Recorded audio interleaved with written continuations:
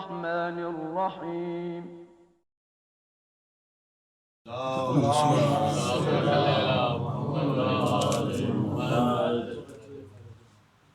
ایک بار پھر سنا.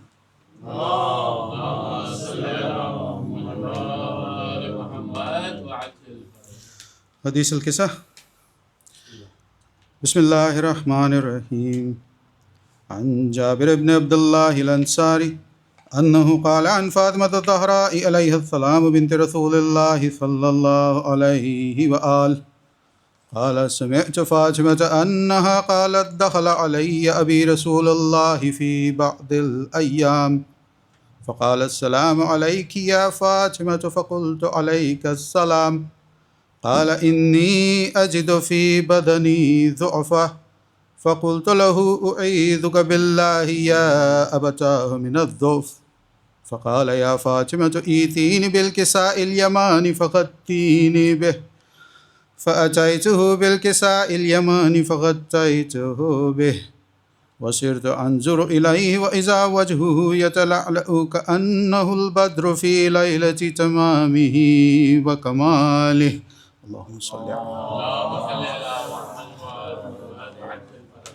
فما كانت إلا ساعة وإذا بولدي الحسن قد أقبل وقال السلام عليك يا أمه فقلت وعليك السلام يا قرة عيني والثمرة فؤادي فقال يا أمه إني أشم عندك رائحة طيبة كأنها رائحة جدي رسول الله صلى الله عليه وآله فقلت نعم إن جدك تحت الكساء فأقبل الحسن نحو الكساء وقال السلام عليك يا جداه يا رسول الله أتأذنني أن أدخل معك تحت الكساء فقال وعليك السلام يا ولدي ويا صاحب حوضي قد أذنت لك فدخل معه تحت الكساء.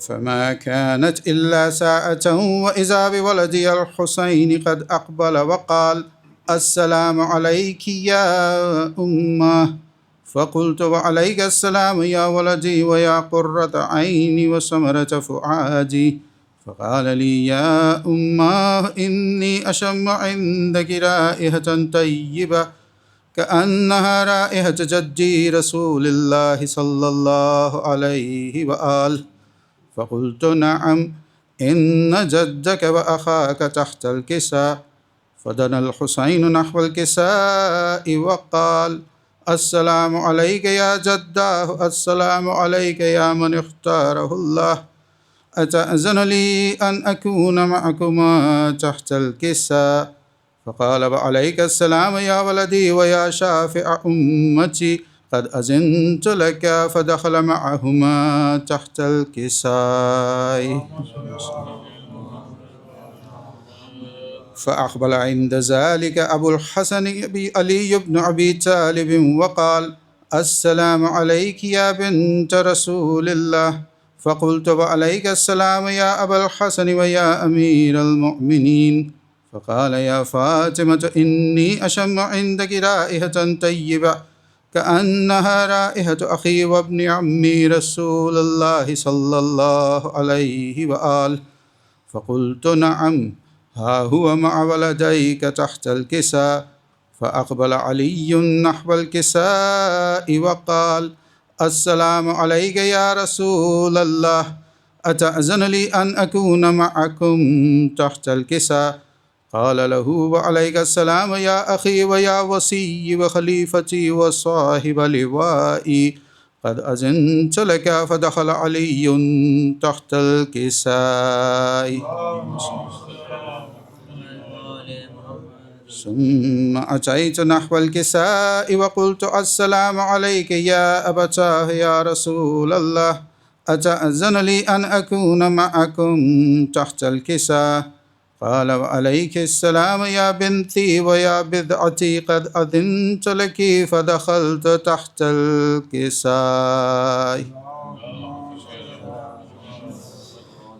فلما اكتملنا جميعا تحت الكساء أخذ أبي رسول الله بطرف الكساء وأومأ بيده اليمنى إلى السماء وقال: اللهم إن هؤلاء أهل بيتي وخاصتي وحامتي، لحمهم لحمي ودمهم دمي، يؤلمني ما يؤلمهم ويحزنني ما يحزنهم، أنا حرب لمن حاربهم وسلم لمن سالمهم وعدو لمن عاداهم ومحب لمن أحبهم، إنهم مني وأنا منهم، فاجعل صلواتك وبركاتك ورحمتك وغفرانك ورضوانك علي وعليهم، وأذهب عنهم الرجس وطهرهم تطهيرا.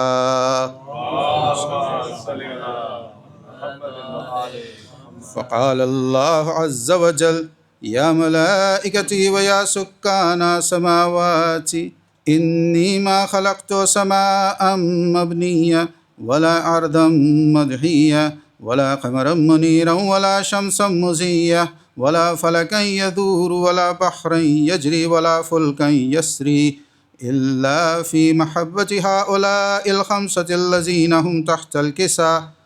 فقال الأمين جبرائيل: يا ربي ومن تحت الكساء؟ فقال عز وجل: هم أهل بيت النبوة ومعدن الرسالة، هم فاطمة وأبوها وبعلها وبنوها.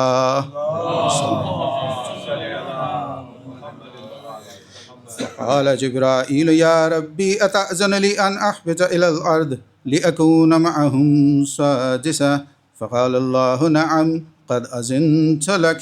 فهبط الأمين جبرائيل وقال: السلام عليك يا رسول الله، العلي الأعلى يقرئك السلام ويخصك بالتحية والإكرام ويقول لك: وعزتي وجلالي إني ما خلقت سماء مبنية ولا أرضا مدحية ولا قمرا منيرا ولا شمسا مضيئة ولا فلكا يدور ولا بحرا يجري ولا فلكا يسري إلا لأجلكم ومحبتكم، وقد أذن لي أن أدخل معكم، فهل تأذن لي يا رسول الله؟ فقال رسول الله: وعليك السلام يا أمين وحي الله، إنه نعم، قد أذنت لك. فدخل جبرائيل معنا تحت الكساء فقال لأبي: إن الله قد أوحى إليكم يقول: إنما يريد الله ليذهب عنكم الرجس أهل البيت ويطهركم تطهيرا.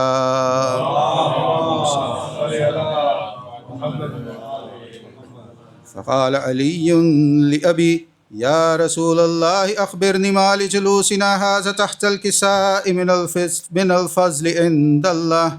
فقال النبي صلى الله عليه وآله: والذي بعثني بالحق نبيا واصطفاني بالرسالة نجيا، ما ذكر خبرنا هذا في محفل من محافل أهل الأرض وفيه جمع من شيعتنا ومحبينا إلا ونزلت عليهم الرحمة وحفت بهم الملائكة واستغفرت لهم إلى أن يتفرقوا. فقال علي: إذن والله فزنا وفاز شيعتنا ورب الكعبة. فقال النبي صلى الله عليه وآله: ثانيا يا علي، والذي بعثني بالحق نبيا واصطفاني بالرسالة نجيا، ما ذكر خبرنا هذا في محفل من محافل أهل الأرض وفيه جمع من شيعتنا ومحبينا وفيهم محموم إلا وفرج الله حمه، ولا مغموم إلا وكشف الله غمه، ولا طالب حاجة إلا وقضى الله حاجته. فقال علي: إذن والله فزنا وسعدنا وكذلك شيعتنا فازوا وسعدوا في الدنيا والآخرة ورب الكعبة.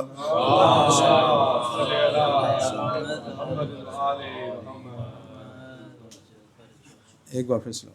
اللهم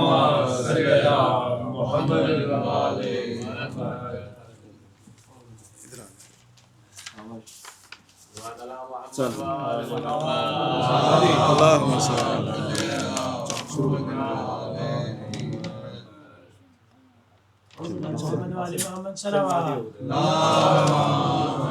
مہدی آ جائے نصیر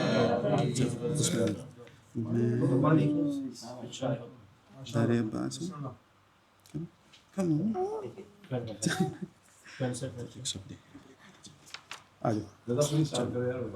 میں ہوں در عباس ہے اور میری جبی ہے، سب کہنے کی باتیں ہیں، فلک ہے نازمی ہے، سب کہنے کی باتیں ہیں، فلک ہے نازمی ہے، میں ہوں در عباس ہے اور میری جبی ہے، زخمی ہے مگر کرب و بلا کتنی ہنسی ہے، جنت کہیں دنیا میں اگر ہے تو یہی ہے، میں ہوں در عباس ہے اور میری جبی ہے، اتنا ہی یقین ہے تیری امداد کا مجھ کو جتنا مجھے زہرا کی دعاؤں کا یقین ہے، سب کہنے کی باتیں ہیں، فلک ہے نازمی ہے، میں ہوں در عباس ہے اور میری جبی ہے۔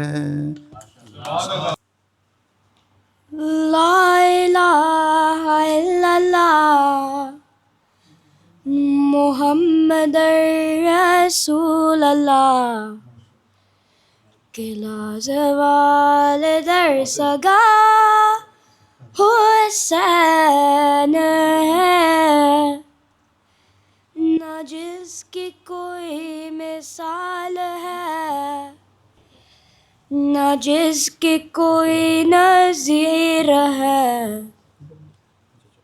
وہ بے مثال شہنشاہ حسین ہے، حسین روح کائنات ہے، حسین فخر معجزات ہے،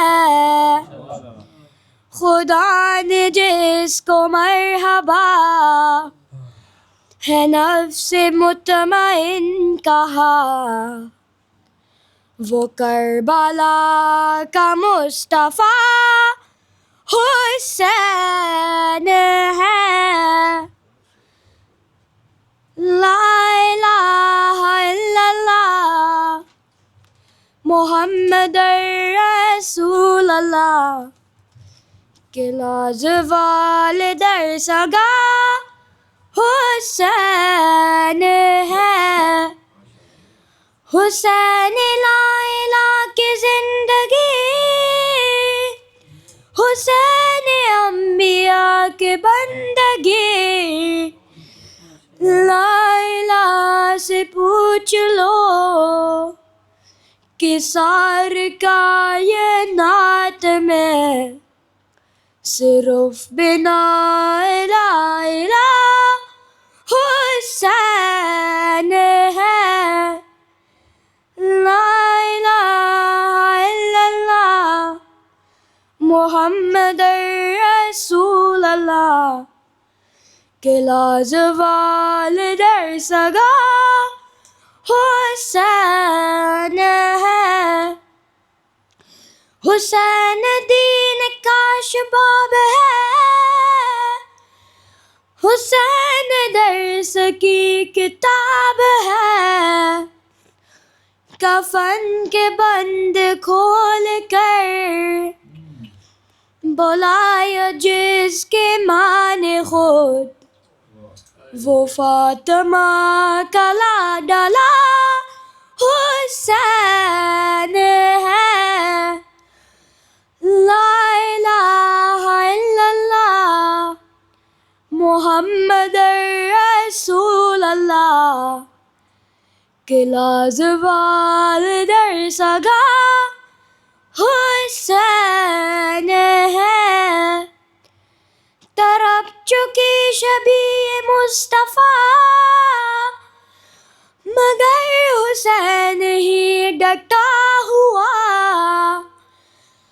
پسر جوان کے لاش پہ ہے مطمئن قرار رہا، یہ وہ خلیل کربلا حسین ہے، لا الہ الا اللہ محمد رسول اللہ، کہ لازوال در سگا حسین ہے۔ صلوات۔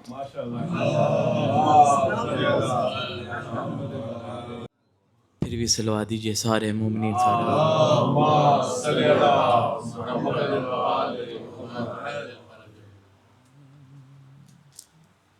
قبلہ صاحب اجازت۔ جو رونے کے لیے آئے ہیں، پرسہ دینے آئے ہیں حضرت معصومہ کی بارگاہ میں، ان کے لیے جناب سکینہ کے نوحے کے 2-4 بند سن لے آپ کی اجازت کے ساتھ۔ بر محمد وآل محمد صلوات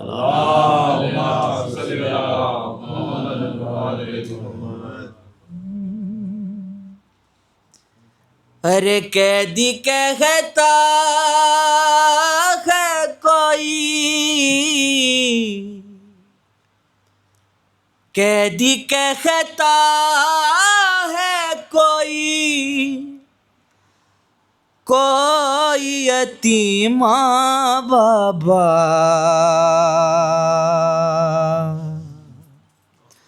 اب مجھے کوئی سکینہ نہیں کہتا بابا۔ شما کے نہ رویا کرو، 4 سال یتیمہ کا پرسہ ہے۔ ارے قیدی کہتا ہے کوئی، کوئی یتیم بابا،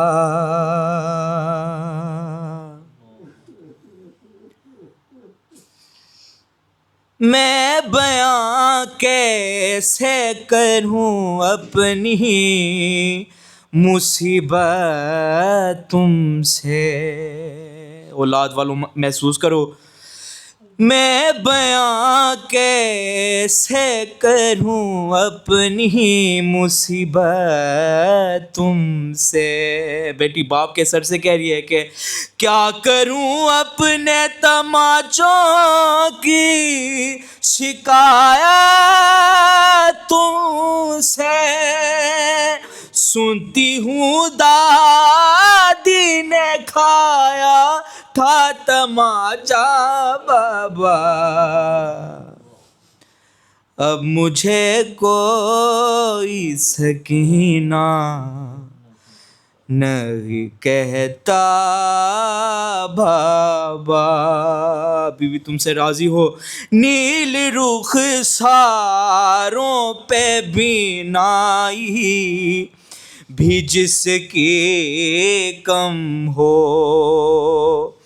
عمر ہو 4 برس اور کمر میں خم ہو،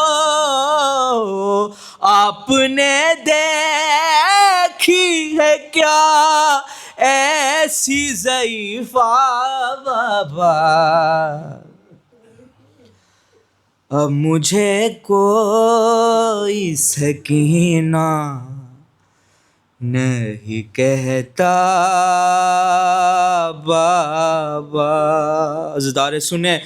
آپ تھے دور تو میں سارے ستم سہتی رہی. رو پڑی کوفے کے دربار میں سہ نہ سکی. آپ تھے دور تو میں سارے ستم سہتی رہی.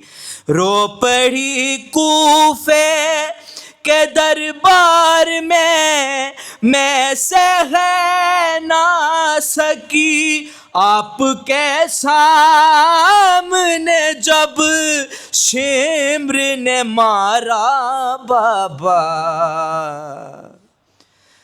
اب مجھے کوئی سکینہ نہیں کہتا بابا. مصیبت سنو. اس گھڑی ڈھونڈ رہی تھی میں چچا جان کا سر. کیسے بتلاؤں کہ کیا گزری تیری بیٹی پر. ہے مجھ کو ظالم نے کنیزی میں جو مانگا بابا. اب مجھے کوئی سکینہ نہیں کہتا بابا. بس آخری مصیبت، آخری مصائب. ایسی نوبت کبھی آئی ہی نہیں تھی مجھ پر. کس طرح مانگتی رملہ سے میں اپنے گوہر، بانٹنے والوں سے مانگا نہیں جاتا بابا. اب مجھے کوئی سکینہ نہیں کہتا بابا. محمد وآل محمد صلوات.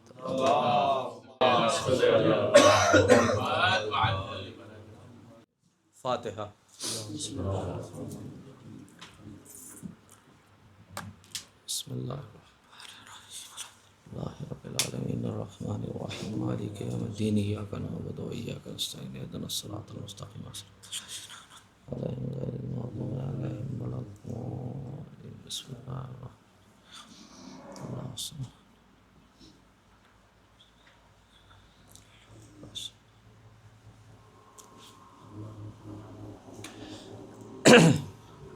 لا حول ولا قوة الا باللہ العلی العظیم. اعوذ باللہ من الشیطان اللعین الرجیم. بسم اللہ الرحمن الرحیم. الحمد للہ الذی لا یبلغ مدحتہ القائلون ولا یحصی نعماءہ العادون ولا یؤدی حقہ المجتہدون. الذی لا یدرکہ بعد الہمم ولا ینالہ غوث الفتن. الذی لیس لصفتہ حد محدود ولا نعت موجود ولا وقت معدود ولا اجل ممدود. فطر الخلائق بقدرتہ ونشر الریاح برحمتہ ووطد بالصخور میدان ارضہ. هو الذی الہ کل شیء وخالق کل شیء وصانع کل شیء وعالم بکل شیء. هو الحی الذی یحیی کل حی وحی الذی یمیت کل حی وحی الذی قبل کل حی وحی الذی بعد کل حی وحی الذی لیس کمثلہ حی. والصلاة والسلام علی رسول الثقلین محبوب رب المشرقین والمغربین جد الحسن والحسین مولانا و مقتدانا ابی القاسم محمد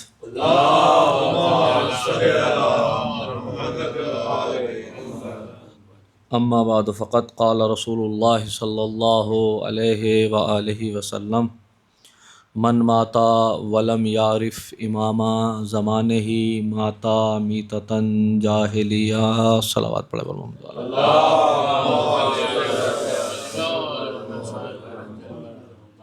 لمحہ مبارک رسالت مآب سے نکلے ہوئے وہ کلمات جو امامت کی اہمیت کو اجاگر کر رہے ہیں اور اس کی ضرورت کو بیان کر رہے ہیں.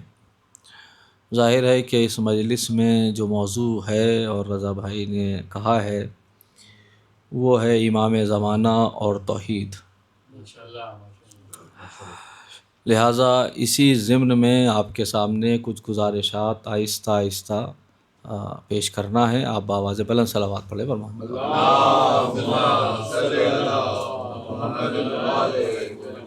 ایک اور صلوات ارشاد فرمائے.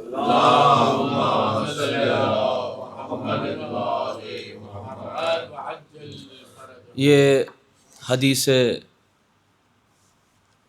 مبارک رسالت مآب جو اپنے اعتبار سے متفق علیہ حدیث ہے برادران اہل سنت کے یہاں اور برادران تشیع کے یہاں.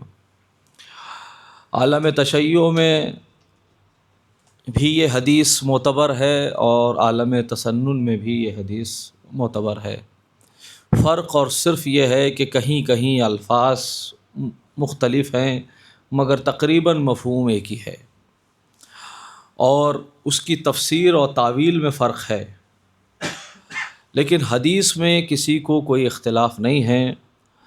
لفظوں کا آگے پیچھے ہو جانا وہ ایک الگ ہے کہ کہیں پر ہے کہ من ماتا ولم یعرف امام زمانہ ہی ماتا میتتاً جاہلیہ، کہیں ہے من ماتا ولیس لہ امام ماتا میتتاً جاہلیہ. وہ مفہوم تقریباً ایک ہی ہے، بات ایک ہی ہے، الفاظ مختلف ہیں. الفاظ مختلف ہونے سے مفاہیم میں کوئی تبدیلی نہیں آتی بظاہر اس حدیث کے ذیل میں. تو اب ظاہر سی بات ہے کہ یہ جو حدیث ہے من ماتا، جو مر جائے، ولم یعرف، اور نہ پہچانے اپنے زمانے کے امام کو، تو ظاہر ہے کہ سب سے پہلے تو یہ سمجھنا ضروری ہے کہ حدیث کہہ رہی ہے من ماتا ولم یعرف، جو مرا اور اس نے نہیں پہچانا. تو یہ بات طے ہو گئی کہ ہمارا کام امام کو بنانا نہیں ہے، امام کو پہچاننا ہے. یہ پہلی مرحلہ ہے. اس لیے کہ حدیث نے یہ نہیں کہا من لم یجل امام زمانہ ہی، جو اپنے زمانے کے امام کو نہ بنائے تو اس کی موت جہالت کی موت ہے، بلکہ حدیث کیا کہہ رہی ہے من ماتا ولم یعرف امام زمانہ ہی، جو مر جائے اور اپنے زمانے کے امام کو نہ پہچانے. تو پتہ یہ چلا کہ بنانا اس کا کام ہے، پہچاننا ہمارا کام ہے. توجہ کر رہے ہیں. اب یہاں سے یہ بات بھی واضح ہو جاتی ہے کہ اگر اس امام سے مراد بادشاہان وقت لیے جائیں، حکماء لیے جائیں، اور جو حکمران افراد ہیں وہ لیے جائیں، اگر اس سے مراد اگر حکمران مراد ہیں، بادشاہان وقت مراد ہیں، اور جو ہے وہ منصب داران مراد ہیں، اس زمانے کے جو ہیں وہ افراد مراد ہیں، تو ظاہر ہے کہ ان کو منصب دینے والا کوئی اور نہیں ہوتا، اس کو منصب ہم دیتے ہیں، اس کو منصب عوام دیتی ہے. تو یہاں سے یہ بات طے ہو جاتی ہے کہ جس امام کی بات ہو رہی ہے یہ وہ نہیں ہے جو لوگوں کا بنایا ہوگا. توجہ کر رہے ہیں، یہ وہ نہیں. اس لیے کہ برادران اہل تسنن میں جب اس حدیث کی وضاحت کرتے ہیں تو وہ یہ کہتے ہیں کہ جو بھی جو ہے وہ کسی بھی ملک میں اگر وہ بادشاہ ہو گیا، حاکم ہو گیا، تو جب تک وہ نہیں ہوا ٹھیک ہے، جب وہ ہو جائے تو اس کی اطاعت تمہارے اوپر فرض کر لی جاتی ہے. ایک بڑا مکتب فکر ہے جو اس چیز کو فالو کرتا ہے. میں سب کی بات نہیں کرتا، لیکن ایک بڑی تعداد ہے جو اس کو پسند کرتا ہے اور اس چیز کو مانتا ہے. تو حدیث نے صاف واضح کر دیا کہ ہم جس امام کی معرفت کی بات کر رہے ہیں وہ امام جو ہے وہ تمہارا بنایا ہوا نہیں ہے. توجہ کیجیے گا، وہ ایمان جو ہے وہ پروردگار کا بنایا ہوا ہے، تمہارا کام صرف اس کو پہچاننا ہے، اور اگر تم نے اسے پہچان لیا اس کا مطلب یہ ہے کہ اس کی معرفت اتنے عظیم ہے کہ وہ ہمیں گمراہیوں سے بچا سکتی ہے، اس کی معرفت اتنی عظیم ہے کہ وہ ہمیں جو ہے وہ بھٹکنے سے بچا سکتی ہے۔ تو یہ ایک جو ہے ہم سے مطالبہ ہے معرفت کا۔ اب ظاہر سی بات ہے اگر ہم سے مطالبہ معرفت کا ہے تو امام کی معرفت کو کیسے حاصل کیا جائے، یہ بات ایک ذہن میں آتی ہے۔ یہ سوال میں نے کمیل بھائی کے ہاں مجلس میں اٹھایا تھا کہ ظاہر ہے کہ امام کی معرفت خدا کے ذریعے سے کی جائے، یعنی پہلے خدا پھر رسول پھر امام، یا پہلے امام اور پھر رسول اور پھر خدا۔ تو وہاں پر میں نے دونوں پہلوؤں کو ذکر کیا تھا، لیکن یہاں ایک پہلو کو ذکر کر کے بات کو آگے بڑھانا چاہتا ہوں اور اس مرحلہ فکر کی طرف آپ کو متوجہ کرنا چاہتا ہوں جو میرا اصل موضوع سے خاص ہے۔ ذرا غور کیجئے گا، تو ظاہر ہے کہ ایک پہلو یہ ہے، میں نے عرض کیا تھا اجمالی طور سے کہ اگر ہم توحید سے رسالت تک پہنچیں گے تو اجمالی اور اختصار طور پہ پہنچیں گے، لیکن اگر ہمیں تفصیل چاہیے، اگر ہمیں معرفت چاہیے، اگر ہمیں جو ہے وہ اپنے اندر دین کو اتارنا ہے تو ظاہر ہے ہمیں پہلے رسالت کے پاس جانا ہوگا تاکہ وہ رسالت تک لے جائے، ہمیں رسالت کے پاس جانا ہوگا تاکہ وہ توحید تک لے جائے۔ تو پہلا مرحلہ امامت کا بنتا ہے اس زاویے سے، اور شاید یہی وجہ ہے کہ آپ کو معلوم ہے کہ جو اشہر حرم ہیں، جو حرام مہینے ہیں، جس میں اگر کسی کو قتل کر دیا جائے اور حکومت اسلامی ہو تو دیت ڈبل ہو جاتی ہے، یا آپ نے گناہ کیا تو اس کے نتیجے میں قرآن نے کہا کہ گناہ جو ہے آپ نے کیا تو وہ ڈبل ہو جاتا ہے۔ کہا ذیقعد، ذی الحج اور محرم، اور چوتھا رجب، یہ 4 مہینے ہیں، یعنی 12 میں 4 کو جو ہے وہ ذیقعد، ذی الحج اور محرم اور رجب۔ اچھا ذیقعد ذی الحج ذرا غور کیجیے گا کیونکہ میں کچھ اہم بات ہے جو آپ کے تک پہنچانا چاہتا ہوں۔ ذیقعد ذی الحج محرم تو سمجھ میں آتا ہے تسلسل کے ساتھ ہیں، رجب درمیان میں جو ہے وہ ذرا دور جا کر آتا ہے، تو بظاہر ترتیب اگر پروردگار کو ترتیب ہی رکھنی تھی تو ڈائریکٹلی ظاہر ہے کہ محرم کے بعد سفر ہے، ربیع الاول ہے، ربیع الثانی ہے، جمادی الاول ہے، جمادی الثانی ہے، لیکن اتنے فاصلوں کے بعد تب جو ہے وہ منزل رجب کی آتی ہے۔ لیکن ایام حرم سے کیا قرار دیا گیا؟ کہا کیونکہ ایام حرم انہیں قرار دیا گیا۔ اب اس کے پیچھے ایک فلسفہ جو ہے وہ تمام عالم اسلام والے بتاتے ہیں کہ وہ 3 مہینے اس لیے ہیں ایام حرم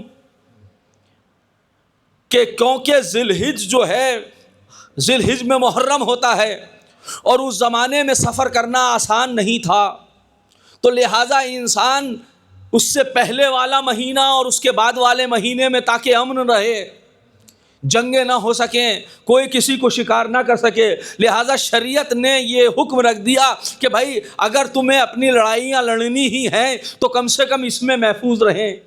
اور لوگ جو حج پر آنا چاہتے ہیں، اب ظاہر ہے اس وقت تو حج آسان ہو گیا جانا، لیکن اس زمانے میں یہ آسان نہیں تھا، تو لہٰذا 1 مہینہ حج سے پہلے 1 مہینہ حج کے بعد تاکہ آنے والے حج پر آ جائیں، جانے والے اپنے گھر پر چلے جائیں، اور پھر اس کے بعد امن قائم رہے اور نتیجے میں جو ہے وہ حج کا فریضہ ادا ہو جائے۔ لہٰذا اللہ نے یہ 3 حج جو ہیں وہ خانہ کعبہ کی وجہ سے، حج کی وجہ سے ان 3 مہینوں کو اشہر الحرم قرار دے دیا کہ اس میں حرام ہے تمہارے لیے، ویسے تو جنگ کرنا حرام ہے ہی، لیکن اگر اس میں کرو گے تو لہٰذا ڈبل سزا ہوگی، ڈبل دینی پڑ جائے گی، گناہ ڈبل ہو جائے گا۔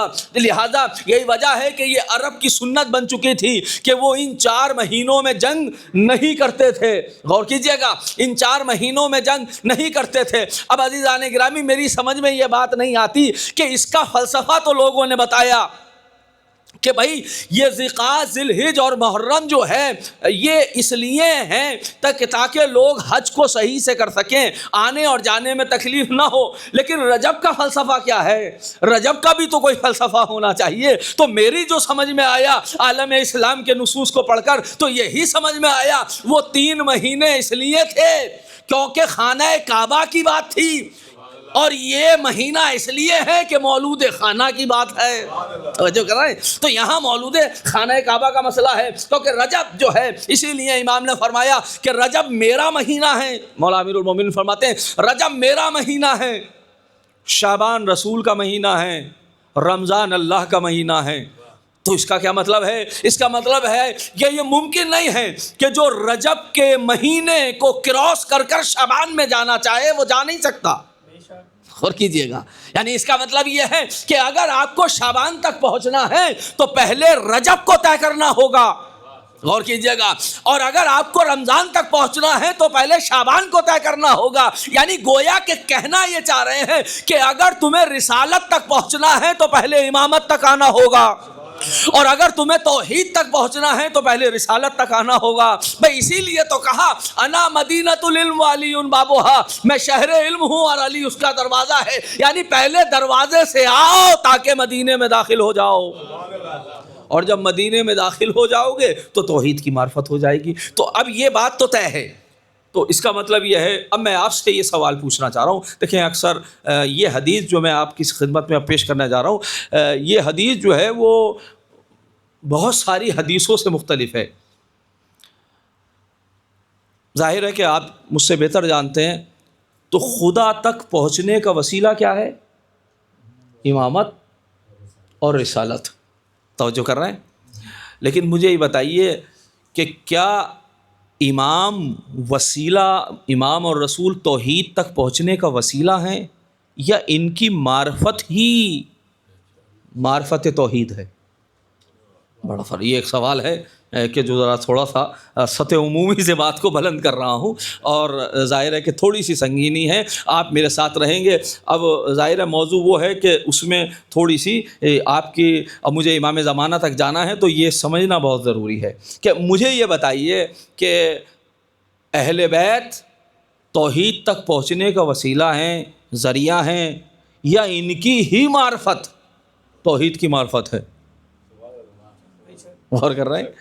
میں پھر سوال کو بدل دیتا ہوں، عزیزان گرامی مجھے یہ بتائیے کہ یہ جو ہیں وہ قرآن ناطق ہیں، یعنی میں یہ کہوں کہ علم الہی کو لفظوں میں ڈھالا جائے تو قرآن بنتا ہے، پیکر انسانی میں ڈھالا جائے تو علی ابن ابی طالب بنتا ہے۔ تو میں اگر اسے یہ کہوں کہ یہ اللہ کا علم رکھتے ہیں، کیا یہی علم اللہ ہیں؟ غور کیجئے گا، یعنی بڑا فرق ہے، دونوں اصطلاح میں بڑا فرق ہے، غور کیجئے گا۔ اب آپ کو ایسی حدیثیں بہت مل جائیں گی، بہت آپ کو حدیثیں ایسی مل جائیں گی، اور دونوں طرح اپنی جگہ دونوں باتیں صحیح ہیں، لیکن کہاں کو کیسے سمجھنا ہے یہ ایک مسئلہ ہے۔ اچھا، پہلی چیز کیا ہے کہ وہ وسیلہ ہیں، اس میں سمجھنے میں کوئی مسئلہ ہی نہیں ہے۔ ہم اتنی حدیثیں ہیں، بینا عرف اللہ، اللہ ہمارے ذریعے سے پہچانا گیا، بینا عبید اللہ، اللہ کی عبادت ہمارے ذریعے سے ہوئی، اور ہم ہی ہیں کہ جو انسانیت کو لے کر جاتے ہیں توحید تک۔ بہت سارے اقوال آپ کو مل جائیں گے کہ جہاں یہ کیفیت آپ کو مل جائے گی۔ غور کیجئے گا، ابھی میں عام بات کر رہا ہوں اور پھر خاص امام زمانہ پر گفتگو ہوگی، لیکن پہلے یہ مسئلہ سمجھ میں آ جائے تاکہ ڈائریکٹ امام زمانہ پر پہنچنے کے بعد معرفت کے ذریعے سے توحید تک پہنچا جا سکے۔ تو لہٰذا پہلے یہ سوال کلیئر ہو، رضا بھائی یہ بہت اہم مسئلہ ہے یا نہیں ہے، کہ بھائی یہ بتائیے کہ خدا تک پہنچنے کا وسیلہ جو ہے، میرے سامنے رضائن ہیں، دو رضا ہیں، تو توجہ کیجئے گا، تو اب خدا تک پہنچنے کا وسیلہ اہل بیت ہیں، یا اہل بیت کی معرفت ہی توحید کی معرفت ہے؟ غور کیجئے گا، تو لہٰذا اہل بیت خدا تک پہنچنے کا وسیلہ ہیں، اس میں تو کوئی بات ہی نہیں ہے، اس میں تو کوئی مسئلہ ہی نہیں ہے۔ مسئلہ سنگین یہاں بن جاتا ہے کہ اگر یہ کہا جائے کہ ان کی معرفت ایسا ہی ہے جیسے کہ خدا کی معرفت، تو یہ سنگین ہے۔ تو اگر میں کہوں تو یہ مشکل ہے، لیکن اگر امام کہے، غور کیجئے گا، تو اب ہمیں اسے سمجھنا ہوگا کہ امام کیا کہنا چاہ رہے ہیں۔ امام صادق علیہ الصلوۃ والسلام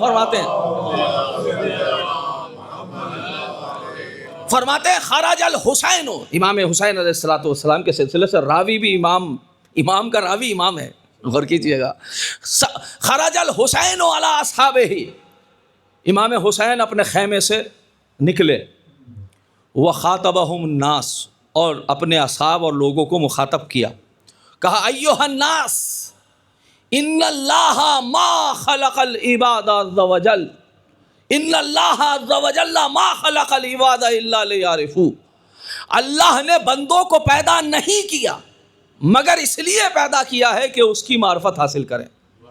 یعنی مقصد اور مقصد صرف اور صرف مقصد یہ ہے انسان کی زندگی کا. اس لیے امام نے یہ نہیں کہا کہ اللہ نے پیدا جو ہے اس لیے کیا ہے کہ معرفت کا، پیدا نہیں کیا مگر یہ نفی کے ساتھ آپ نے ذکر کیا. اور اسی لیے جو قرآن مجید کی وہ آیت ہے کہ ایک طرف آیت یہ کہہ رہی ہے، آیت کیا کہہ رہی ہے؟ وما خلقت الجن والانس الا لیعبدون، ہم نے جنس اور انس کو پیدا نہیں کیا مگر اس لیے کہ وہ ہماری عبادت کریں. تو امام کہہ رہے ہیں کہ اللہ نے پیدا نہیں کیا، وہی لفظ ہیں ما خلق اللہ العباد، اللہ نے بندوں کو پیدا نہیں کیا مگر اس لیے کہ اس کی معرفت حاصل کریں. اور یہاں آیت کیا کہہ رہی ہے؟ ما خلقت الجن والانس الا لیعبدون، ہم نے جنس اور انس کو پیدا نہیں کیا مگر اس لیے کہ وہ ہماری عبادت کریں. تو عبادت کے لیے پیدا کیا ہے یا معرفت کے لیے؟ بھائی قرآن کہہ رہا ہے جو ہے وہ عبادت کے لیے پیدا کیا ہے، امام کہہ رہے ہیں معرفت کے لیے پیدا کیا ہے. لیکن امام نے یہاں گفتگو کو روکا نہیں، نتیجہ دیا. امام نے فرمایا الا لیعبدوہ واذا عبدوہ اذا عرفوہ عبدوہ. امام نے فرمایا دیکھو یہ ممکن ہی نہیں ہے کہ جب معرفت ہو جائے تو وہ کسی اور کی عبادت کرے. توجہ کیجئے گا، یعنی قرآن نے نتیجہ بیان کیا ہے، امام نے مقدمہ، نتیجہ اور نتیجے کے ساتھ ساتھ تفصیلات دی ہے. اس لیے کہ آل محمد بھائی وارث کتاب اسی لیے تو ہے نا کہ تاکہ اس کی تفصیل دے سکیں. تو قرآن نے کیا کہا کہ اللہ نے عبادت کے لیے پیدا کیا ہے. امام نے کیا فرمایا کہ ما خلق اللہ العباد، اللہ نے بندوں کو پیدا نہیں کیا الا لیعرفوہ، اس لیے پیدا کیا کہ اس کی معرفت حاصل کریں. وَإِذَا عَرَفُوهُ عَبَدُوهُ، اور جب اس کی عبادت کریں گے، جب اس کی معرفت کو حاصل کریں گے تو پھر اس کے نتیجے میں کیا ہوگا کہ وہ بھائی یہ کیا ہوا ان کو، یہ بیمار ہو گیا، ایک صلوات پڑھے ورنہ صحیح ہو گیا. واہ دیکھیں کیا بات ہے. دیکھیں یہ ہوتا جو بنے ہوئے لوگوں کے ہوتے ہیں ان کے معاملات کچھ ایسے ہی ہوتے ہیں. بھائی جو لوگوں کے بنائے ہوئے امام ہوتے ہیں ان کی کیفیت ایسی ہی ہوتی ہے جیسے اس مائک کی کیفیت ہو رہی ہے. ایک صلوات پڑھے ور محمد والے محمد. بھائی پھر صحیح ہو گیا، ایک اور صلوات پڑھے ور محمد والے محمد. لگتا ہے یہ گفتگو رہے گی. تو اب کے سے تو یہ اگر خراب بھی ہو گیا تو پھر اب اسے صحیح کرنے کی ضرورت نہ رکھیے گا کیونکہ اتنا بڑا مجمع نہیں ہے، لوگ محسوس کر ہی رہے ہیں، پہنچ ہی رہے. ٹھیک ہے، ایک صلوات پڑھے آپ پر محمد کہ ڈسٹرب نہ ہو بات، تاکہ تسلسل کے ساتھ جو ہے وہ بات پہنچتی رہے.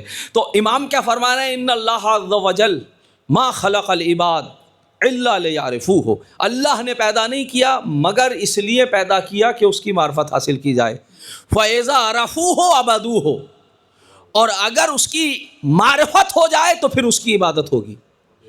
تو اس کا مطلب یہ ہے کہ اگر کوئی کسی کی عبادت کر رہا ہے تو اس کو معرفت توحید نہیں ہے، ورنہ یہ ممکن نہیں ہے کہ اگر وہ اللہ کی معرفت رکھتا ہو تو کسی اور کی عبادت کرے.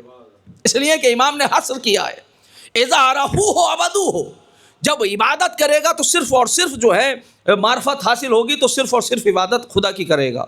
وَإِذَا عَبَدُوهُ اسْتَغْنُوا عَنْ عِبَادَتِ عَمَّنْ سِوَاهُ، اور جب اللہ کی عبادت کرے گا تو پھر کسی کی عبادت کی اس کو ضرورت نہیں رہے گی، یعنی وہ سب کی عبادت سے بے نیاز ہو جائے گا. بھائی دنیا میں نہ جانے کتنے آلیہ ہیں، کوئی سورج، کوئی چاند، کوئی نفس، کوئی خواہش، اپنے نفس کو خدا مان رہا ہے، کوئی خواہش کو خدا مان رہا ہے، کوئی اپنے آپ کو خدا مان رہا ہے. جناب جرولی صاحب فرمایا کرتے تھے کہ ہر انسان اپنے حدود سلطنت میں فرعون ہے. جو کر رہے ہیں تو اپنے حدود سلطنت میں فرعون ہونے کا کیا مطلب ہے؟ یعنی انا ربکم الاعلی. تو کوئی انسان اپنے نفس کو خدا مانتا ہے، کوئی انسان جو ہے وہ آثار دنیا، اگر آپ کو خدا کم نظر آئے تو آپ سرزمین ہندوستان پر آئیں، وہاں اتنے خدا دکھاؤں میں آپ کو ہیں، تو وہاں اتنے خدا ہیں کہ انسان گنتے گنتے تھک جائے. اور یہ تاریخ کوئی آج کی نہیں ہے، رسول کے زمانے میں بھی یہ کیفیت تھی. تو کر رہے ہیں تو کیا کہا، لیکن جب اس کی عبادت کریں گے تو پھر کسی کی عبادت نہیں کریں گے. اس کا کیا مطلب ہے کہ یعنی اس کی عبادت اس کمال کی ہے کہ جب انسان اس کی معرفت کے ساتھ عبادت کرے تو یہ ممکن نہیں ہے کہ کسی کے در پر جھک جائے. غور کر رہے ہیں؟ اچھا امام ابھی یہیں تک پہنچے تھے کہ ایک شخص کھڑا ہوا اور کہنے لگا وما معرفت اللہ. فرزند رسول یہ تو بتائیے کہ اللہ کی معرفت کیا ہے؟ کیونکہ امام معرفت کی بات کر رہے ہیں، کہہ رہے ہیں معرفت کرو گے تو عبادت ہو جائے گی، عبادت ہو جائے گی تو پھر کسی کی عبادت نہیں ہوگی، تم کامیاب ہوگے، یہی پرپس آف لائف ہے، یہی مقصد حیات ہے، یہی بات ختم ہو جائے گی. لیکن سوال کرنے والا کھڑا ہوا اور ایک مرتبہ کہنے لگا وما معرفت اللہ. دیکھیں سوال بہت اہم ہے، لیکن اس نے سوال کیا، ہماری مشکلوں کو حل کیا. وما معرفت اللہ، فرزند رسول یہ بھی تو بتائیں کہ اللہ کی معرفت کیا ہے. اب امام کے جملے سنیں گے آپ اور اسی میں جواب ہے. امام نے فرمایا معرفت اہل کل زمان امامہم الذی یجب علیہم طاعتہ. اللہ کی معرفت یہ ہے کہ ہر زمانے کے لوگوں کو اپنے امام کی معرفت حاصل ہو جائے جس کی اطاعت واجب ہے. اب دیکھ رہے ہیں، یعنی پوچھنے والے نے یہ نہیں پوچھا کہ اللہ کی معرفت کا وسیلہ کیا ہے، اللہ تک پہنچنے کا ذریعہ کیا ہے، وہ پوچھ رہا ہے وما معرفت اللہ، اللہ کی معرفت کیا ہے. اور امام کیا جواب دے رہے ہیں؟ امام کہہ رہے ہیں یجب معرفت اہل کل زمان، ہر زمانے کے لوگوں کا اپنے امام کی معرفت کا حاصل کرنا، اس امام کا کہ جس کی اطاعت واجب ہو، یہ اللہ کی معرفت ہے. یہ نہیں کہا گویا کہ اللہ کی معرفت ہے، یہ نہیں کہا کہ یہ وسیلہ ہے معرفت کا، نہیں، امام کی معرفت ہی توحید کی معرفت ہے. یہ عجیب بات ہے نا بھائی. ابھی تک تو ہم یہی سمجھ رہے تھے کہ امام ذریعہ ہوتا ہے خدا تک پہنچنے کا، معصوم وسیلہ ہوتا ہے خدا تک پہنچنے کا. لیکن اس حدیث کی کیفیت الگ ہے، راوی بھی معصوم ہے، کہنے والا بھی معصوم ہے. غور کیجئے گا. اور کیا کہہ رہے ہیں کہ ہر انسان کا اپنے زمانے کے امام سے پہچاننا یہ معرفت ہے. تو اس کا مطلب یہ ہے کہ ہمیں اپنے زمانے کے امام کی معرفت حاصل ہو جائے تاکہ ہم خدا کی معرفت حاصل کر لیں. غور کیجئے گا. اچھا اب یہ معرفت کیسے حاصل ہوگی، یہ ذرا تھوڑا سا سنگین ہے. اب ظاہر ساری تفصیلات تو بیان نہیں کر سکتا. اللہ کے بہت سارے صفات ہیں، میں صرف ایک صفت پر آپ کی بات کر رہا ہوں. اللہ کے بہت ساری صفات ہیں، ان میں سے ایک صفت اس کا عالم ہونا ہے. وہ عالم بھی ہے، علیم بھی ہے، علام بھی ہے نا. تو یہ ساری صفات اس کی طرف پلٹتے ہیں. اب ظاہر ہے اس کے علم کو ہم کیسے سمجھیں. آپ اپنے آپ کو تھوڑی دیر کے لیے ایک عام انسان سمجھیے، نان مسلم نہیں، کہ بھئی ہم اللہ کے علم کو کیسے سمجھیں. چلیے فرض کیجئے ہم اللہ کے علم کو کیسے سمجھیں. کاش آپ کائنات کے ذریعے سے اس کے علم کو سمجھ لوں کہ جس نے اتنا اچھا خلق کیا تو وہ ظاہر ہے تو ٹھیک ہے، کائنات کے ذریعے سے انسان چیزوں کو اس کے علم کی باریکیوں کو سمجھ سکتا ہے، اس میں کوئی شک نہیں ہے، ٹھیک ہے. لیکن وہ ذات کہ جس کے علم کو ہم ثابت کر رہے ہیں وہ ذات نظر نہیں آتی. غور کیجئے گا بھائی، جس کو ہم عالم کہہ رہے ہیں، جس کو ہم علیم کہہ رہے ہیں، وہ ذات ہماری نگاہوں کے سامنے نہیں ہے، ہم اس ذات کو دیکھ نہیں سکتے. اچھا آج یہ نہیں کہ آج نہیں دیکھ سکتے، کبھی نہیں دیکھ سکتے. لن ترانی، لن نفی ابد کے لیے ہے، تم کبھی بھی مجھے نہیں دیکھ سکتے. اچھا کس نے دیکھنے کی تمنا کی، اس کا نتیجہ آپ کو پتہ ہی ہے. جناب موسیٰ کے لوگوں نے جب وہ کی، تو اب کہنے کا مقصد یہ ہے کہ ایک علم ہے، اللہ نظر نہیں آتا. کہا نہیں، اس نے کتاب بھیجی ہے. آپ مجھے یہ بتائیے کہ کتاب سے علم تو آپ کو مل جائے گا ظاہر ہے، لیکن انسان کو کیا خواہش نہیں ہوتی کہ یار ایک عالم کی بات الگ ہے، کتاب کی بات الگ ہے. اگر رائٹر سے، اچھا اگر میں آپ سے یہ کہوں کہ بھائی آپ کے پاس دو آپشن ہے، آپ کتاب سے ملنا چاہیں گے یا عالم سے ملنا چاہیں گے، تو آپ کس کو پریفر کریں گے؟ تو ظاہر ہے انسان سوچے گا بھائی پہلے، اس لیے کہ کتاب سے ہم سب سوالات تھوڑی پوچھ سکتے ہیں، اس کو پڑھنا پڑے گا، اس کو میرے سوال کا جواب کہاں ہے پورا مجھے دیکھنا پڑے گا. لیکن عالم سے تو میں وہی اپنی پریشانی کہہ سکتا ہوں جو سوال مجھے پوچھنا ہے، یا جو علم مجھے حاصل کرنا ہے، یا جس کے بارے میں مجھے شک اور شبہات ہیں، میرے لیے اس کے لیے آسان ہے. اچھا یہ کتاب کے لیے ممکن نہیں ہے، کتاب نے ایک عبارت کہہ دی، ہو سکتا ہے میری سمجھ میں نہ آئے، لیکن میں عالم سے تو کہہ سکتا ہوں میری سمجھ میں نہیں آیا، دوبارہ بتائیے. تو وہ لفظ بدلے گا، اس کی وضاحت کرے گا، اس کی تفصیلات دے گا. تو یہ تو طے ہو گیا کہ کتاب کے مقابلے میں صاحب کتاب ہمیشہ بہتر ہوتا ہے. اسی لیے کہنا آسان ہے ہمیں کتاب کافی ہے. غور کر رہے ہیں؟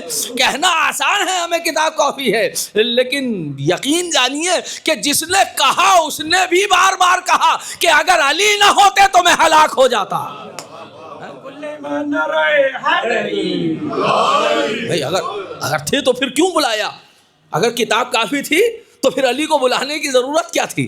تو اس کا مطلب یہ ہے کہ کتاب کافی نہیں ہے. اچھا چلیے، اب کتاب کے ذریعے سے ہم اللہ کو پہچان سکتے ہیں، اس کائنات کے ذریعے سے اللہ کو پہچان سکتے ہیں، مگر کچھ ایسے نفوس قدسیاں تو ہوں. اللہ نظر نہیں آتا کہ جس سے اپنی مشکل کا حال بیان کر سکیں، یہ کیفیت بیان کر سکیں کہ بھائی آپ کے علم کی کمال کیا ہے. آپ کیا اس کائنات سے پہلے بھی آپ کا علم تھا پروردگار، یا اس کائنات کے بعد بھی تیرا علم ہے؟ یہ سارے سوالات پوچھنا ہے. پروردگار تیرا علم جو ہے وہ ذرے ذرے میں ہے یا ہر چیز میں تیرا علم نہیں ہے؟ تو اس کیفیت کو کون بتائے؟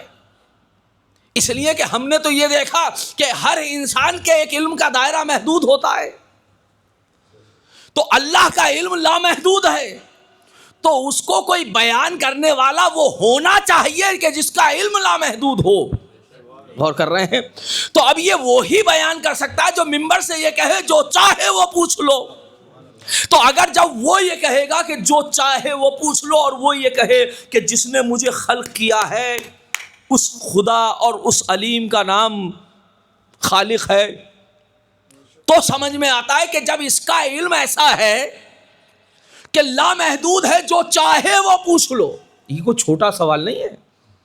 یہ لوگوں نے بہت دعوے کیے مگر یہ دعویٰ کوئی نہیں کر سکتا، اور جو کرے گا وہ بار بار رسوا ہوگا.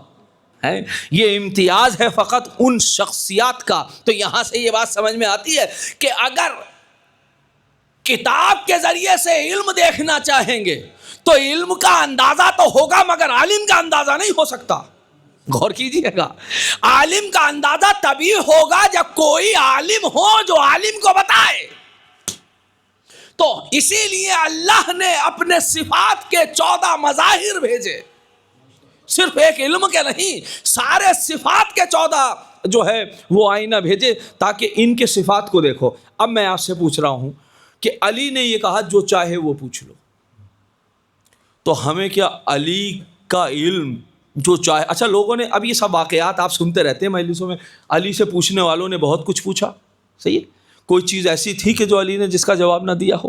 سوال سے پہلے جواب. اور بہت سے تو ایسے تھے کہ جو سوال لے کر آئے بتانے سے پہلے امام نے خود کہا تم یہ پوچھنا چاہتے ہو نا. تو اس کا کیا مطلب ہے؟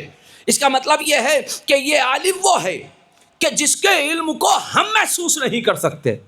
غور کیجئے گا، جس کے علم کو ہم محسوس نہیں کر سکتے. اب مجھے انصاف سے بتائیے کہ جو علی یا جو معصومین مخلوق ہوں اور ان کا علم یہ ہے جو چاہے وہ پوچھو، اور ہمارا علم بڑا محدود ہے، تو ہم ان کے علم ہی کو نہیں سمجھ سکتے تو خدا کے علم کو کیا سمجھیں گے؟ توجہ کر رہے ہیں؟ تو خدا کے علم کو کیا سمجھ سکتے ہیں؟ لہٰذا اسی لیے کہا کہ بس ان کی معرفت حاصل کرو گے تو گویا خدا کی معرفت حاصل ہوگی. یعنی کیوں؟ یعنی کم سے کم تمہارے ذہن میں یہ بات تو آئے گی کہ کوئی دنیا میں ایسا نہیں ہے جو یہ کہے جو چاہے وہ پوچھ لو. اس لیے کہ ایک علم ایسا بھی تصور کیا جا سکتا ہے کہ جس کی کوئی سرحدیں نہ ہو. تو اس کا مطلب یہ ہے کہ اگر وہ ذات جو یہ کہے جو چاہے وہ پوچھو، اگر وہ کسی کو سجدہ کر کر یہ کہے کہ سب سے زیادہ وہ جاننے والا ہے، تو اس کا مطلب یہ ہے کہ وہی حقیقی خالق ہے. غور کر رہے ہیں؟ تو لہٰذا صفات، اللہ کے صفات آپ کیسے سمجھیں گے؟ اللہ کے صفات کو آپ کیسے سمجھیں گے؟ ذات کو تو آپ سمجھ ہی نہیں سکتے، اس لیے کہ یہ تو خود اہل بیت نے کہا بھائی دیکھو اس میں داخل مت ہونا، لا تفکروا فی ذات اللہ فتہلکوا، ہلاک ہو جاؤ گے. ذات کی تو بات ہی مت کرنا. افعال اور صفات کا مسئلہ ہے. تو افعال اور صفات، تو کیا صفات اگر دیکھنا ہے تو ان صفات، یہ ہمارے، اگر تم لوگوں میں سارے کائنات میں لوگوں کے صفات دیکھو گے، ان کا علم دیکھو گے تو سب کا علم محدود ملے گا. تو تمہیں کیسے پتا ہوگا کہ لامحدود علم کسے کہتے ہیں؟ اس لیے کہ سب کا علم محدود ہے، تو ضروری ہے کوئی ایسا عالم آئے کہ جس کا علم لامحدود ہو. جو چل رہے ہیں، کوئی ایسا رحیم آئے جس کا رحم لامحدود ہو، کوئی ایسا قادر آئے کہ جس کی قدرت لامحدود ہو. جو کر رہے ہیں بھائی، اسی لیے تو کہا کہ 2 انگلیوں پہ باب خیبر کو اکھاڑا، تو اب 2 انگلیوں پہ باب خیبر کو جو اٹھایا تو کہا یہ انسانی طاقت سے نہیں، یہ الہی طاقت سے ہے. یعنی پہچاننا چاہ رہے ہیں، مجھے پہچانو گے تو خدا کو پہچان لو گے. اور کر رہے ہیں، مجھے پہچانو گے تو خدا تک. اچھا، یہاں تک تو بات سمجھ میں آتی ہے. اب ظاہر ہے کہ 14 معصومین اور امام زمانہ کا موضوع جو ہے وہ امام زمانہ کہ بھئی مولانا ٹھیک ہے 11 امام جناب فاطمہ زہرا رسول اسلام، ان کی زندگی ہمارے سامنے گزر گئی، تو ان کے صفات کو ہم نے دیکھا، اور ان کے صفات کو دیکھ کر ہم نے اللہ کا کے صفات کو سمجھ لیا. اس لیے کہ ان کے صفات ویسے ہی ہیں جیسے پروردگار کے صفات ہیں. فرق صرف اتنا ہے، وہ صفات دینے والا ہے، اس کے صفات ذاتی ہیں، ان کے صفات عطا کردہ ہیں. اللہ نے ان کو صفات عطا کیے ہیں اور اس کے صفات ذاتی ہیں. وہ خالق ہے اور یہ مخلوق ہے. یہ صحیح ہے، لیکن دائرہ امکان میں اگر ہمارے علم کو دیکھنا ہے تو بس انہی کو دیکھو. تو یہاں تک تو بات سمجھ میں آئی کہ بھائی پہلے امام کی زندگی رسول اسلام کی، اب 11 امام اور جناب فاطمہ زہرا اور 13 معصومین. تو 13 معصومین کی زندگی وہ ہے کہ جنہوں نے اس زمانے میں زندگی گزاری، انہوں نے تو معصومین کو دیکھ لیا. بھائی جس 14 معصومین کے زمانے میں جنہوں نے زندگی گزاری، انہوں نے ان کے صفات کو دیکھا. جب علی کہہ رہے تھے جو چاہے پوچھ لو، تو وہ سمجھ رہے تھے کہ بھائی جب مخلوق اس شان کی ہے تو خالق کس شان کا ہوگا، ہے تو ان کے لیے تو آسان تھا سمجھنا. اچھا، تو پھر بعد میں کیا ہوا کہ جو اس زمانے کے لوگ تھے تو ان زمانے کے لوگوں کے لیے کیفیت موجود تھی. کہا ان کے زمانے کے بعد ان کی سیرت موجود ہے، اس زمانے میں ان کی سیرت موجود ہے. مشکل یہ ہے اس موضوع کی جو رضا بھائی نے دیا ہے، اس موضوع کی مشکل یہ ہے کہ جس کی سیرت کی ہم بات کریں اس امام کی سیرت بڑی کم ہے. غور کیجئے گا، میں بہت اہم بات ہے کہ جو آپ تک پہنچانا چاہ رہا ہوں. اب غور کیجئے گا کہ 13 معصوم کے صفات کو دیکھیے، خدا تک پہنچ جائیے. یہ آخری امام کے صفات کیسے دیکھے جائیں کہ جن کی عمر صرف 5 سال کی تھی اور غیبت میں چلے گئے. توجہ کر رہے ہیں؟ اب جب غیبت میں چلے گئے تو رضا بھائی کا تو موضوع اپنی جگہ درست ہے، لیکن مشکل یہ ہے کہ ہمارے اعتبار سے اس زمانے میں 13 معصومین کی سیرت اور صفات اور کمالات موجود ہیں. ان صفات اور کمالات کے اعتبار سے ہم اللہ کی معرفت حاصل کر سکتے ہیں، لیکن 12ویں امام کی معرفت سے اللہ کی معرفت کیسے حاصل ہو؟ یہ اہم سوال ہے. اب عزیزان گرامی، یہ سمجھنا بہت ضروری ہے کہ امام کی معرفت، اب ظاہر ہے کہ یہ ایک مجلس میں موضوع حل ہونے والا نہیں ہے، میں صرف اشارے کر رہا ہوں تاکہ آپ کے لیے ابواب کھل جائیں اور اپنے اعتبار سے آپ اس چیز کو محسوس کیجئے گا. یہی وجہ ہے رسول اسلام سے لے کر، اچھا مجھے بتائیے کہ سب سے زیادہ مدت امامت کس کی رہی؟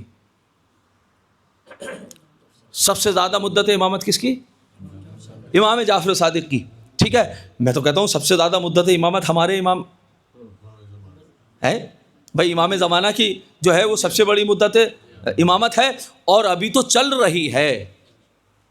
یہ کتنا بڑا المیہ ہے کہ جس کی مدت امامت اتنی لمبی ہو اس کے لیے کوئی صفات نہ ہو، اور جس کی مدت امامت کسی کی 10 سال، کسی کی 12 سال، کسی کی 6 سال، الگ الگ اس سے، تو ان کے صفات اور ان کی زندگی موجود ہے.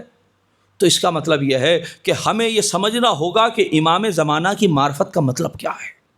غور کیجئے گا عزیزو، تاکہ ہم خدا کے صفات کو سمجھ سکیں، تاکہ ہم خدا کو سمجھ سکیں. تو پہلی چیز یہ ہے، یہی وجہ ہے کیونکہ ہر آنے والا معصوم یہ جانتا تھا کہ آخری امام پردہ غیب میں جائے گا. یہی وجہ ہے کہ کوئی معصوم ایسا نہیں ہے کہ جس نے آخری امام کے سلسلے سے گفتگو نہ کی ہو. غور کر رہے ہیں؟ ایک صلوات پڑھیں اور آپ تھوڑے تھوڑے آگے تشریف لے آئیں کیونکہ لوگ اور آ گئے. ادھر آ جائیں بھائی، اسے کراس کر لیں، کوئی مسئلہ نہیں ہے، اسے کراس کر سکتے ہیں. یہ کوئی سدرۃ المنتہا نہیں ہے کہ جو ایک صلوات اور پڑھے پر محمد وآل محمد. دیکھیے یہ اتنی تھکی ہوئی اگر آپ صلوات پڑھیں گے.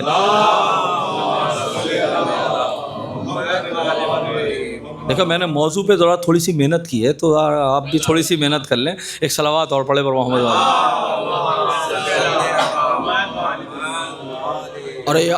اور آپ یقین جانیں کہ اس زاویے سے جو ہے یہ جو میں بیان کر رہا ہوں، میں خود بھی اس چیز کو پہلی بار آپ کے سامنے بیان کر رہا ہوں. ابھی تک میں نے ممبر سے یہ کیفیات اور یہ صورتحال بیان نہیں کی ہے، کیونکہ وہ موضوع جب دیا تو میرے ذہن میں ایک چیز آئی. تو اب ظاہر ہے جب آدمی اپنے اعتبار سے دیکھتا ہے تو وہ چیز ذہنوں میں سوالات اٹھتے ہیں، پھر اس میں اسی سلسلے سے انسان جستجو کرتا ہے. تو آپ محسوس کیجئے گا، تو ہمارے سامنے ائمہ کے جو لوگ تھے ائمہ کے زمانے میں، ان کے لیے خدا کا پہچاننا آسان تھا، اس لیے کہ وہ صفات معصومین دیکھ رہے تھے اور خدا کو پہچان رہے تھے. اس لیے کہ ان کے صفات ہی جو ہے وہ پروردگار کے صفات ہیں، اور وہ کیسے ہیں وہ میں تفصیلات آپ کی خدمت میں بیان کر چکا. اس زمانے کے لوگوں کو 13 امام کے ذریعے سے تو خدا تک پہنچنا آسان ہے، لیکن خود امام کے ذریعے سے، اپنے زمانے کے امام کے ذریعے سے، جو ہمارے زمانے کا امام ہے. دیکھیں یہ بھی ایک مسئلہ ہے کہ ہم نے اپنے زمانے کے امام کو پہچانا ہی نہیں. ہماری مجلسیں میں زیادہ تر تذکرہ امام زمانہ کا بہت کم ہوتا ہے، اور حقیقت یہ تو پھر کیسے پہچانا جائے یہ ایک تفصیلی موضوع ہے، لیکن میں صرف آج اشارے کر رہا ہوں. یہی وجہ ہے کہ معصوم سے، 12ویں امام کے اپنے زمانے کے امام سے ہم توحید کو کیسے پہچانیں گے، خدا کو کیسے پہچانیں گے، چھوڑیے 13 کی سیرتوں کو، لیکن ان کے کیسے پہچانیں گے؟ امام کے ذریعے سے. یہی وجہ ہے، اس لیے کہ 5 سال کی عمر میں آپ غیبت میں چلے گئے. تو اب ظاہر ہے 5 سال کی عمر میں جو کمالات ہم تک پہنچے ہیں اس کے ذریعے سے ہم خدا کو پہچان سکتے ہیں. دوسری چیز یہ ہے کہ کوئی معصوم ایسا نہیں ہے 13 میں. دیکھیں ہر معصوم نے اپنے آنے والے ائمہ کے بارے میں بتایا کہ میرے بعد 12 آنے والے ہیں، رسول نے کہا 11 آنے والے ہیں، امام علی نے کہا 10 آنے والے ہیں، امام حسن، اس طرح سے نام لیے وہ. لیکن تفصیلات کسی امام نے کسی امام کی نہیں دی سوائے آخری امام کے. یہ میں پوری ذمہ داری کے ساتھ آپ کی خدمت میں عرض کر رہا ہوں. تو اس کا مطلب کیا ہے کہ 13 امام پہلے سے یہ کیفیت جانتے تھے کہ آنے والے امام کی امامت بڑی طویل ہے، اور اس کی معرفت کے لیے ضروری ہے کہ اس کے لیے کچھ پیش کیا جائے، اور اس کی زندگی اتنی طویل بظاہر نہیں ہوگی نگاہوں کے سامنے. لہذا 13 امام میں سے ہر امام نے تفصیل کے ساتھ جو ہے وہ گفتگو کی ہے 12ویں امام پر. کسی اور امام پر اتنی تفصیلی گفتگو نہیں ہے جتنی خاص طور سے ہمارے 12ویں امام پر ہے. تو 13 امام کے اقوال کہ جو 12ویں امام کے سلسلے سے ہیں اس کے ذریعے سے ہم توحید تک پہنچ سکتے ہیں، ایک ذریعہ. دوسرا 5 سال کی عمر میں جو صفات ہیں اس کے ذریعے سے توحید تک پہنچ سکتے ہیں، 2 بات. تیسری چیز یہ ہے کہ ہمیں یہ سمجھنا ہوگا کہ غیبت صغریٰ میں جب آپ کی توقیات آئیں، غور کیجئے گا، غیبت صغریٰ میں جو آپ کی توقیات آئی ہیں وہ توقیات جو ہیں پڑھنے کے لائق ہیں. اس میں امام نے جو ہیں وہ علم کے خزانے لٹائے، اور وہ کوئی کم عمر نہیں ہے، وہ ہے 69 سال. غیبت صغریٰ کا زمانہ 69-70 سال کا زمانہ ہے. تو اب ظاہر ہے 69-70 سال میں علوم کا کتنا بڑا سمندر ہوگا کہ جو امام نے دیکھا. اور ظاہر ہے کہ یہ جان رہے تھے کہ دیکھو غیبت صغریٰ کے بعد غیبت کبریٰ کا آغاز ہوگا. تو جنہوں نے امام کے زمانے میں اپنی زندگی کو گزارا پھر ایک دم غائب نہیں ہوئے. کہا 69 سال ہم تمہیں پریکٹس دے رہے ہیں کہ کس طریقے سے تمہیں زندگی ہمارے بغیر جی سکتے ہو. ہمارے بغیر تو تم نہیں جی سکتے، یعنی ہماری ظاہری کیفیت میں جب ہم نہیں ہوں گے تو کیسے جی سکتے ہو. اب یہ کیفیت ہے. اب میں ان سے 1-2 باتیں آپ کے خدمت میں عرض کرتا ہوں. بھائی دعائے عہد ہے، دعائے عہد آپ پڑھتے ہیں، ہر صبح کو دعائے عہد پڑھنا جو ہے کے لیے تاکید کی گئی ہے. تو اللہم انی اجدد لہو، پروردگار میں جو ہوں فی صبیحت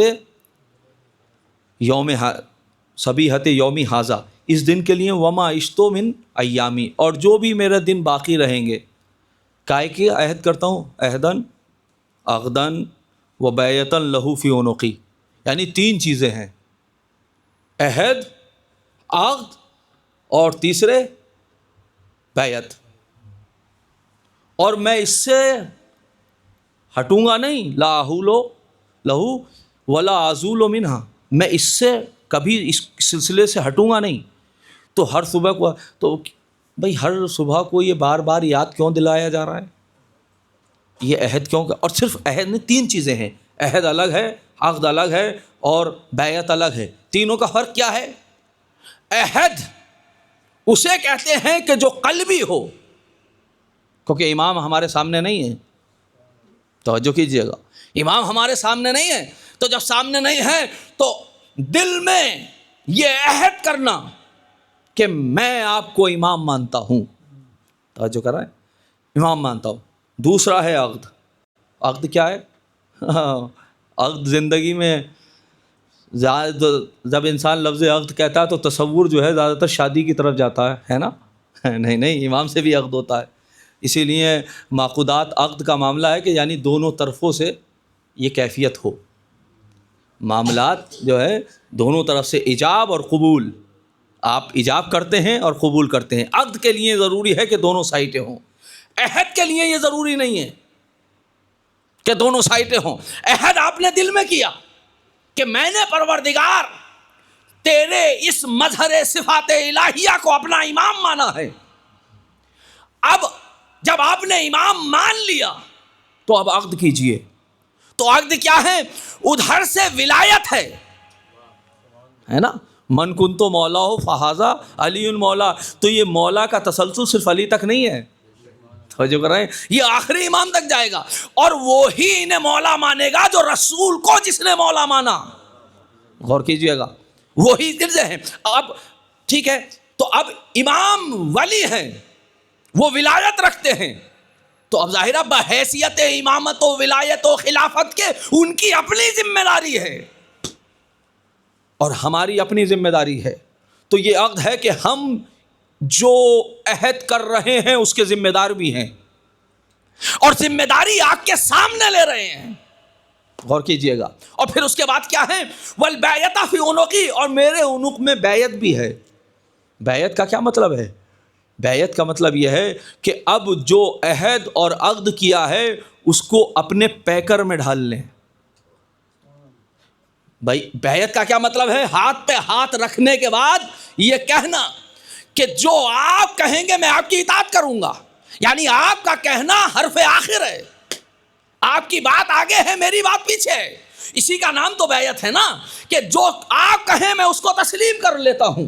تو اب یہاں سے کہ جب عقد کر لیا اور جب عہد کر لیا اور عقد بھی ہوا، یعنی دل میں بھی عہد ہو گیا، دونوں طرفوں سے عقد ہو گیا، تو اب ذمہ داری یہ ہے کہ اپنے عمل کے ہر پہلو میں امام زمانہ کو یاد رکھا جائے. غور کیجئے گا. اب میں پوچھ رہا ہوں کیا ہم امام زمانہ کو یاد رکھتے ہیں؟ کیا یہی معرفت ہے؟ من ماتا ولم یعرف امام زمانے ہی ماتا میتۃ ظاہلیہ. جس نے اپنے زمانے کے امام کو پہچانا اس کی موت جہالت کی موت ہے. تو معرفت امام زمانہ، تو امام زمانہ کی معرفت جو ہے وہ صرف کہاں پیدا ہوئے کہ والدین، یہ اچھی معرفت ہے، یہی معرفت ہے، یہ علم ہے، معرفت نہیں.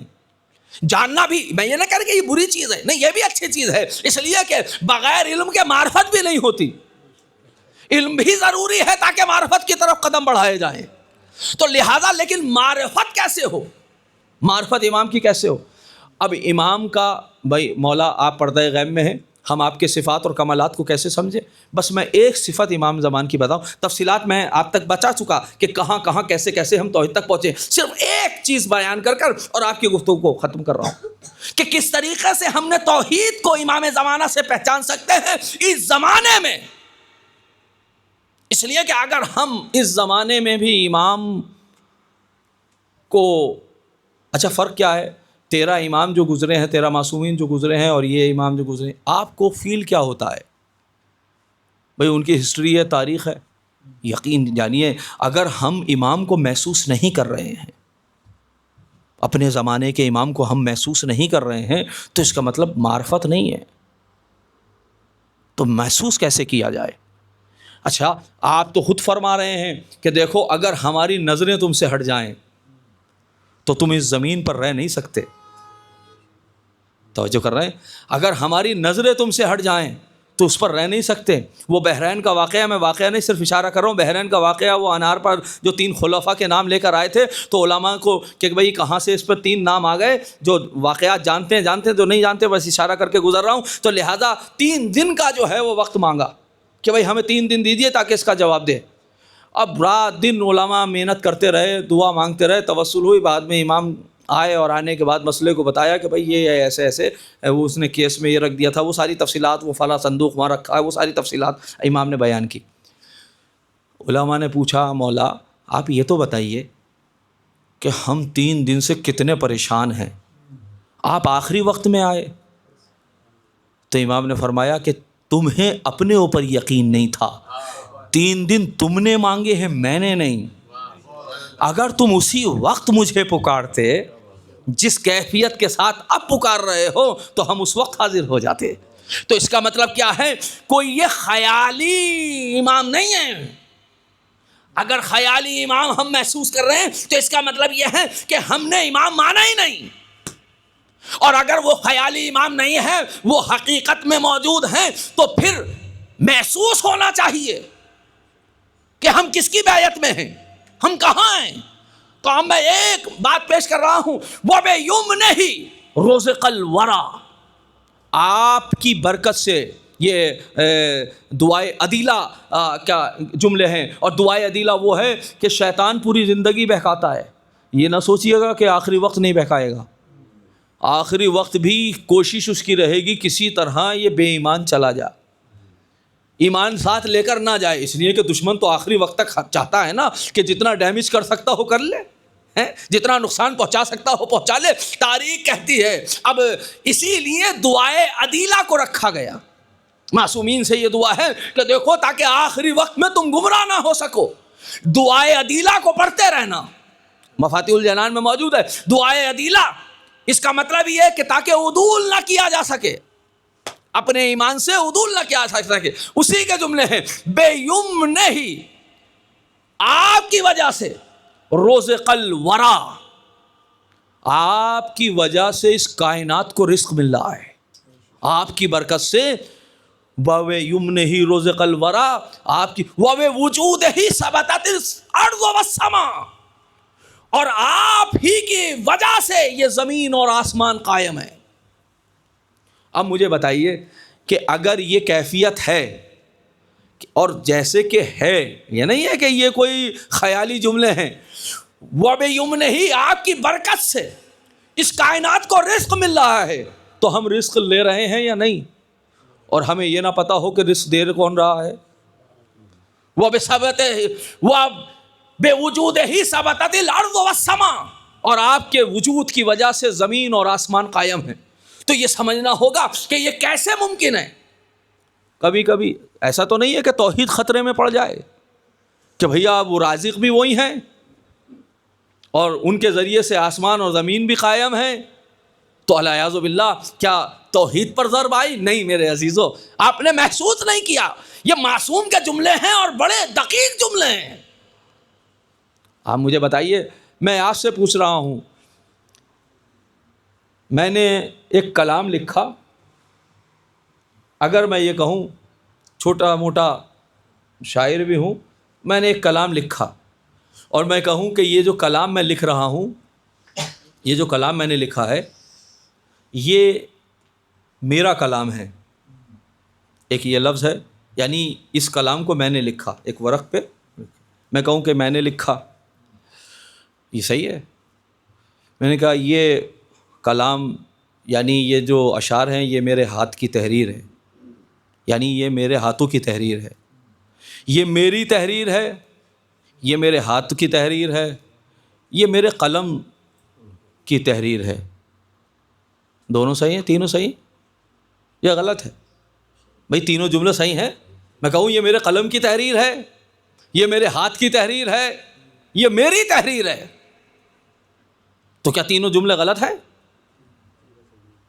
تینوں صحیح ہیں. تو پھر حقیقت میں کون ہے لکھنے والا؟ قلم نے حقیقت میں لکھا، ہاتھ نے حقیقت میں لکھا، یا میں نے حقیقت میں لکھا؟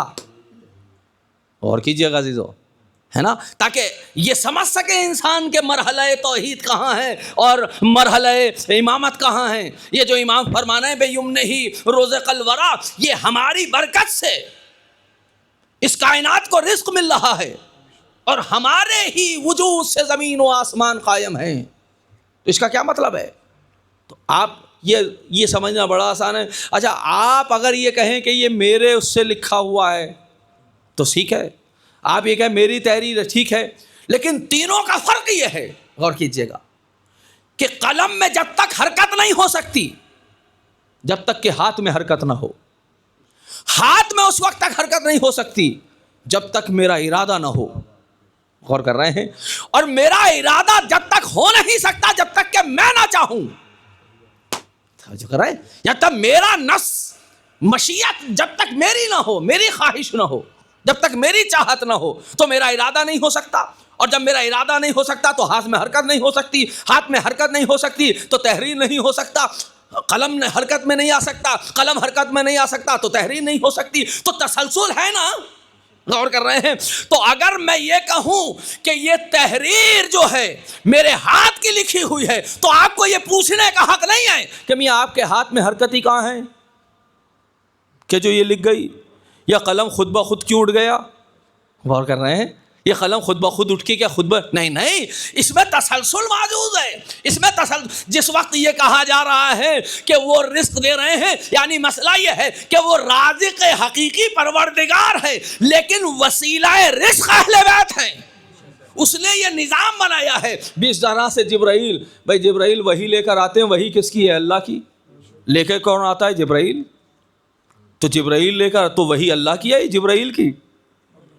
تو جبرائیل لاتے ہیں وہی اللہ کی ہے، بھیجنے والے اللہ ہے اور پہنچانے والے جبرائیل ہیں۔ موت کون ہے؟ اللہ کی مخلوق ہے، لانے والے ملک الموت ہیں، اور وہ مردوں کو جو ہے، وہ انسانوں کو جو ہے وہ موت کے گھاٹ اتار دیتے ہیں۔ اور اللہ کہہ رہا ہے کہ ہم ہیں کہ جو موت ہم دیتے ہیں۔ تو ایک طرف اللہ کہہ رہا ہے موت ہم دیتے ہیں، دوسری طرف ملک الموت بھی موت دے رہا ہے، تیسری طرف جو ہے ہم نے یہ دیکھا کسی نے کسی کو قتل کر دیا تو قاتل تو وہ بھی ہے، ملک الموت کی شکل میں تو اس نے بھی اختیار کی ہے۔ تو اس کا مطلب یہ ہے کہ کبھی بھی اسباب سے خوف زدہ نہیں ہونا چاہیے۔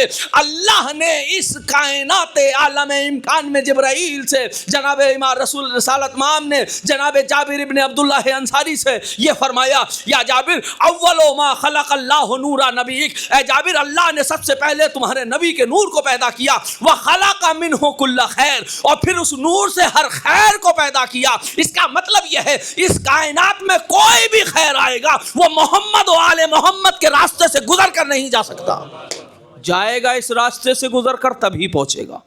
تو جتنا بھی یہ کیفیت ہوگی، یہی تو وجہ ہے بھئی، یہی وجہ ہے یہ جو آپ سورہ قدر پڑھتے ہیں، انا انزلناہ فی لیلۃ القدر وما ادراک ما لیلۃ القدر لیلۃ القدر خیر من الف شہر تنزل الملائکۃ والروح فیہا۔ بھئی ملائکہ نازل ہوتے ہیں اس شب قدر میں، من کل امر، بِإِذْنِ رَبِّهِ، یہ لفظ اپنے پروردگار کے اذن سے، من کل امر، ہر امر کے ساتھ۔ ہر امر کا کیا مطلب ہے؟ کہا صاحب ہر امر کا مطلب یہ ہے رزق کا تعلق ہو، عمر کا تعلق، کتنے لوگ پیدا ہوں گے، کتنے لوگ مریں گے، کس کو رزق ملے گا۔ شب قدر میں یہ باتیں طے ہوتی ہیں۔ تم بھیجتا کون ہے؟ اللہ۔ لے کر کون آتا ہے؟ ملائکہ۔ جاتے کہاں ہیں؟ بھائی جب نازل ہوتے ہیں تو کیا آپ کے پاس نازل ہوتے ہیں؟ ہر مخلوق کے، ہر انسان کے پاس نازل، کوئی بتائے کہ بھائی آپ پر فرشتہ نازل ہوتا ہے تو مجھے بھی اچھا لگے گا، کہا ہوگا تو، لیکن جب وہ نازل ہوگا تو ہم نہیں ہوں گے۔ تو اس کا مطلب یہ ہے کہ وہ نازل ہوتا ہے۔ اور جب چھٹے ایمان سے پوچھا گیا کہ کیا آپ شب قدر کے بارے میں جانتے ہیں، تو مسکرا کر فرمایا کیف لا نعرف لیلۃ القدر وان الملائکۃ تطوف بنا۔ ارے ہم لیلۃ قدر کو کیسے نہ سمجھیں گے جبکہ اس رات میں ملائکہ ہمارا طواف کرتے ہیں، ملائکہ ہمارا طواف کرتے ہیں۔ تو اگر چھٹے امام کے زمانے میں چھٹے امام کا طواف ملائکہ کر رہے تھے تو اس زمانے میں امام عصر کا طواف کر رہے ہیں، کہ جن کی بنیاد پر ہر امر لے کر آتے ہیں اور وہ امر اس دنیا میں تقسیم کرتے ہیں، وہ اولو الامر ہے۔ تو لہٰذا اگر ہمیں یہ سمجھنا ہے کہ وہ رازق کیسا ہے تو یہ سمجھنا ہوگا کہ امام کس جگہ ہیں. غور کریے گا عزیزو. بس آخری جملے آپ کی خدمت میں عرض کر رہا ہوں، لیکن مجھے انصاف سے بتائیے ہم نے امام کو کیسے پہچانا؟ ہم محسوس کرتے ہیں، اپنی زندگی میں محسوس کرتے ہیں، ورنہ آپ مجھے بتائیے کہ جو زندگی میں اتنا اہم ہو کہ جس سے زیادہ اہم کوئی نہیں ہے. ہم وطن سے دور چلے جاتے ہیں تو اپنے بچوں کو یاد کرتے ہیں یا نہیں کرتے؟ کبھی کبھی ایسا بھی ہوتا ہے کہ کوئی اچھی غذا کھائیے تو بچے یاد آتے ہیں کہ بھائی بچے ہوتے تو یہ کھا لیتے. ہوتا ہے یا نہیں؟ ہم نے کتنا یاد کیا کہ کاش امام بھی ہوتے، ہے نا. میں اکثر کہتا ہوں کہ بھائی جب اربعین پہ جاتے ہیں لوگ تو تصور کرتے ہیں کہ جو بھی تصور کرتے ہیں کھانے کا وہ مل جاتا ہے، نصیب ہو جاتا ہے. اگر وہاں ہر دعا قبول ہوتی ہے اور ہوتی ہے تو پھر یہ بھی ہونا چاہیے نا کہ امام سے ملاقات ہو جائے، ہے نا. بھئی یہ نیت بھی ہونی چاہیے نا. یا تو پھر یہ کہیے کہ وہ ایک تصوری ہے، خیالی ہے، الیاذ باللہ. اور یہی وجہ ہے کہ ہر امام نے تفصیل دی ہے. 12ویں امام کی تفصیل ہر امام نے دی ہے، کسی ایک امام نے نہیں، تاکہ ذرہ برابر بھی شک نہ ہو سکے. ہر امام نے آخری امام کی تفصیل دی ہے تاکہ ذہنوں میں شک نہ ہو. تو پھر آج مشکل کیا ہے؟ کون سی چیز ہے کہ جو ہم تو پھر امام کے وجود کا کوئی فائدہ ہے ہمیں یا نہیں؟ بھئی اگر نہیں فائدہ ہے، روایات تو بہت ہیں کہ جو کہتی ہیں کہ فائدہ. کیسا فائدہ؟ کہا دیکھو ہماری غیبت میں بھی تمہارا فائدہ ایسا ہی ہے جیسے سورج اذا غیمہ السحاب، جب بادلوں میں چھپ جاتا ہے سورج تو اس سے جیسے فیض حاصل کیا جا سکتا ہے ویسے ہی تم مجھ سے فیض حاصل کرو گے. یہ توقیات کے جملے ہیں خود امام زمانہ کے. دیکھو بے انتفاع الحاجہ، جب تمہیں غیبتیں، میں اگر غیبت میں چلا جاؤں تو میری غیبت میں تمہیں فائدہ کیسے ہوگا؟ کہا ایسے ہی فائدہ ہوگا کہ جس طرح سے سورج چلا جائے بادلوں کے پیچھے اور اس کے بعد اس سے فائدہ حاصل ہوتا ہے. تو اس کا کیا مطلب ہے؟ اس کا مطلب یہ ہے، مجھے انصاف سے بتائیں، اگر سورج نکل آئے، ہم نہیں دیکھ رہے اس لیے کہ پردوں میں ہیں، بادلوں کے پردوں میں ہیں، تو کیا سورج کے نکلنے سے دل نہیں آیا؟ بھئی سورج کا اساسی کام کیا ہے کہ جب یہ آتا ہے تو دن نکل آتا ہے. تو کیا ایسا ہوا کہ بادلوں کے پیچھے جب یہ چلا گیا تو رات ہو گئی؟ رات تو نہیں ہوئی نا. تو اس کا مطلب یہ ہے کہ پردوں کے ہٹنے سے اس کا فائدہ اصلی ختم نہیں ہوا ہے. بھئی دن تو موجود ہے نا، دن موجود ہے اپنی جگہ پر. تو اس کا مطلب ہوا کہ اگر امام پردہ غیب میں ہیں، اب حدیث کا دیکھیں دو مسئلے ہیں. معصوم کے دو کیفیت، ولایت دو طرح کی ہے، ایک ولایت تکوینی، ایک ولایت تشریعی. ولایت تکوینی اس کائنات میں وہ اثر گزار ہوتے ہیں، یہ سب ولایت تکوینیہ ہیں. سورج سے اشارہ کر دینا، چاند کے 2 حصے تقسیم کر دینا، یہ سب ولایت تکوینی. مردے کو زندہ کر دینا ہے، کھانا کم کھانے کو سب میں تقسیم کر دینا، یہ سب ولایت تکوینی ہیں، یعنی کائنات میں کنٹرول کرنا. اور ولایت تشریعی کیا ہے کہ معصومین خود شریعت کے بارے میں آپ کو معلومات دیں، شریعت کی کیفیات، کہ اس قانون کا اس کا حکم یہ ہے، اس کا حکم یہ ہے، اس کا حکم یہ ہے. تو غیب تکوینی فائدہ امام کا یہ ہے، لولا الحجہ لساخت الارض باہلہا. اگر حجت خدا نہ ہو، امام نہ ہو، تو جس طرح سے اگر سورج نہ ہو تو دن نہیں ہو سکتا، ویسے ہی اگر امام نہ ہو تو یہ کائنات نہیں ہو سکتی. لولا الحجہ لساخت الارض باہلہا. اگر حجت خدا نہ ہو تو زمین اپنے اہل و عیال کے ساتھ دھس جائے. تو مجھے انصاف سے بتائیں، اور اسی طرح اگر سورج پیچھے چلا گیا تو ڈائریکٹلی تو آپ اس سے فائدہ حاصل نہیں کر رہے، لیکن انڈائریکٹ تو آپ کو فائدہ حاصل ہو رہا ہے. وہ کپڑے جو فرض کریں اگر آپ دھوپ میں سکھا رہے ہیں، جب تیز دھوپ نکل رہی ہے تو 1 گھنٹے میں سوکھ جائیں گے، اگر نہیں ہے تو 1.5 گھنٹے میں سوکھ جائیں گے، مگر فائدہ تو ختم نہیں ہوا. اور یہ مثال میری نہیں ہے، یہ امام کی دی ہوئی مثال ہے.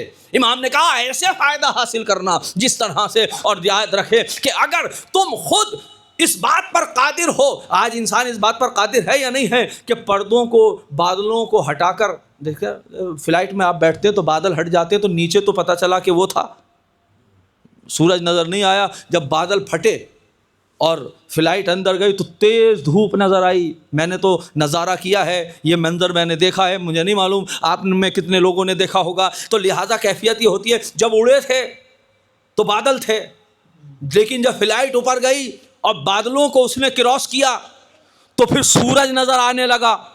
تو اس کا مطلب یہ کہ سورج خود نہیں چھپا تھا، پردے تھے کہ جو چھپا رہے تھے.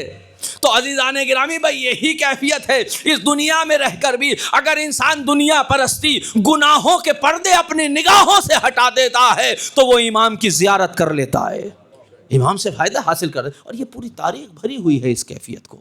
تو لہٰذا اگر اس سے زیادہ انسان کو معرفت توحید کیا ہوگی کہ وہ خدا کی تجلیاں اس ذات میں خود محسوس کرے, اور کس طریقے سے محسوس کرے. لیکن انسان کو اپنے آپ کو اس مرحلے پر لے کر جانا ہوگا عزیزان گرامی. اس لیے کہ امام کی زندگی کوئی خیالی شخصیت نہیں ہے. امام, ہم نے اپنے امام کو کیسے پہچانا ہے, ہم نے اپنے امام کو کیسے جانا ہے. یہی وجہ ہے کہ کوئی خوشی ہو یا کوئی غم ہو, کسی بھی معصوم نے آخری امام کو فراموش نہیں کیا. آپ کو معلوم ہے تاریخ کے یہ جملے ہیں, جب جناب فاطمہ بنت جناب فاطمہ زہرا صلوات اللہ علیہا پر دروازہ گرا ہے نا, تو بعض مقاتل کہتے ہیں کہ آپ نے مدد کے لیے مہدی کو بلایا, یا مہدی کہہ کر آپ نے خطاب کیا. اور آپ سید سجاد کا خطبہ سنیں, شام میں جب آپ نے خطبہ دیا ہے اور کہا کہ اللہ نے ہمیں 7 لوگوں کے ذریعے سے فضیلت دی ہے, تو وہاں آخر میں یہ کہا مہدیون منا, مہدی ہم میں سے ہے. یہ کیا ہے عزیزان گرامی؟ ہم بہت دور ہیں, ہمیں بہت, میں اپنی بات کر رہا ہوں, ہم بہت دور ہیں, اس لیے کہ ہم محسوس ہی نہیں کر رہے.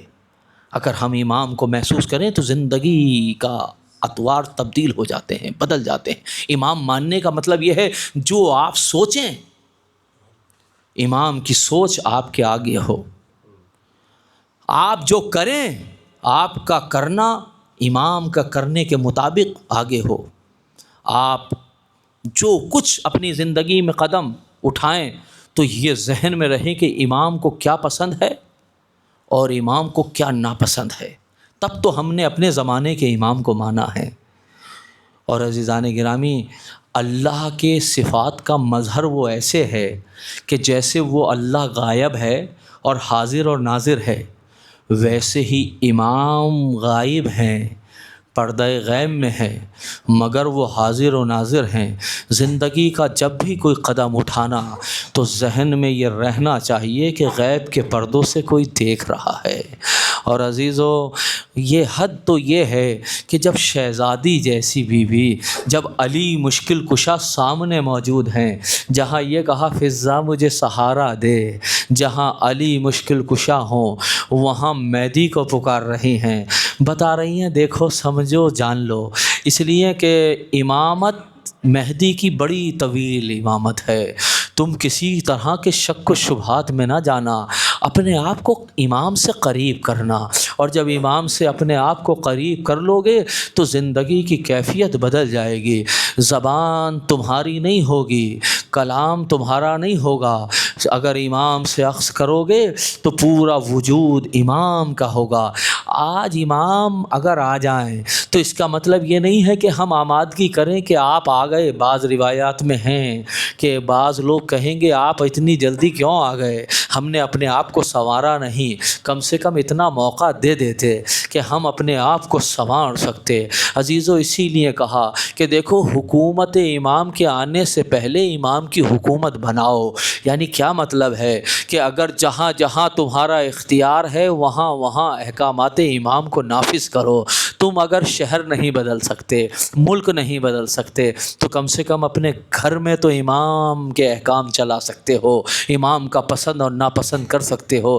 نہیں کر سکتے, اولاد پر تمہاری نہیں ہے, جو ہے گھر والوں پر, اہل خانہ پر تمہاری حکومت نہیں ہے, تو اپنے اعضاء و جوارح پہ تو حکومت رکھتے ہو. کم سے کم اپنے اعضاء و جوارح پہ تو حکومت کر سکتے ہو. اپنی آنکھوں کو ویسے استعمال کرو جیسے امام چاہتے ہیں, اپنے ہاتھوں کو ویسے استعمال کرو. اگر انسان اس منزل کو سمجھ جائے تب اس کو محسوس ہوگا, تب آپ کو دیکھنے کی ضرورت نہیں ہے, امام خود آئیں گے.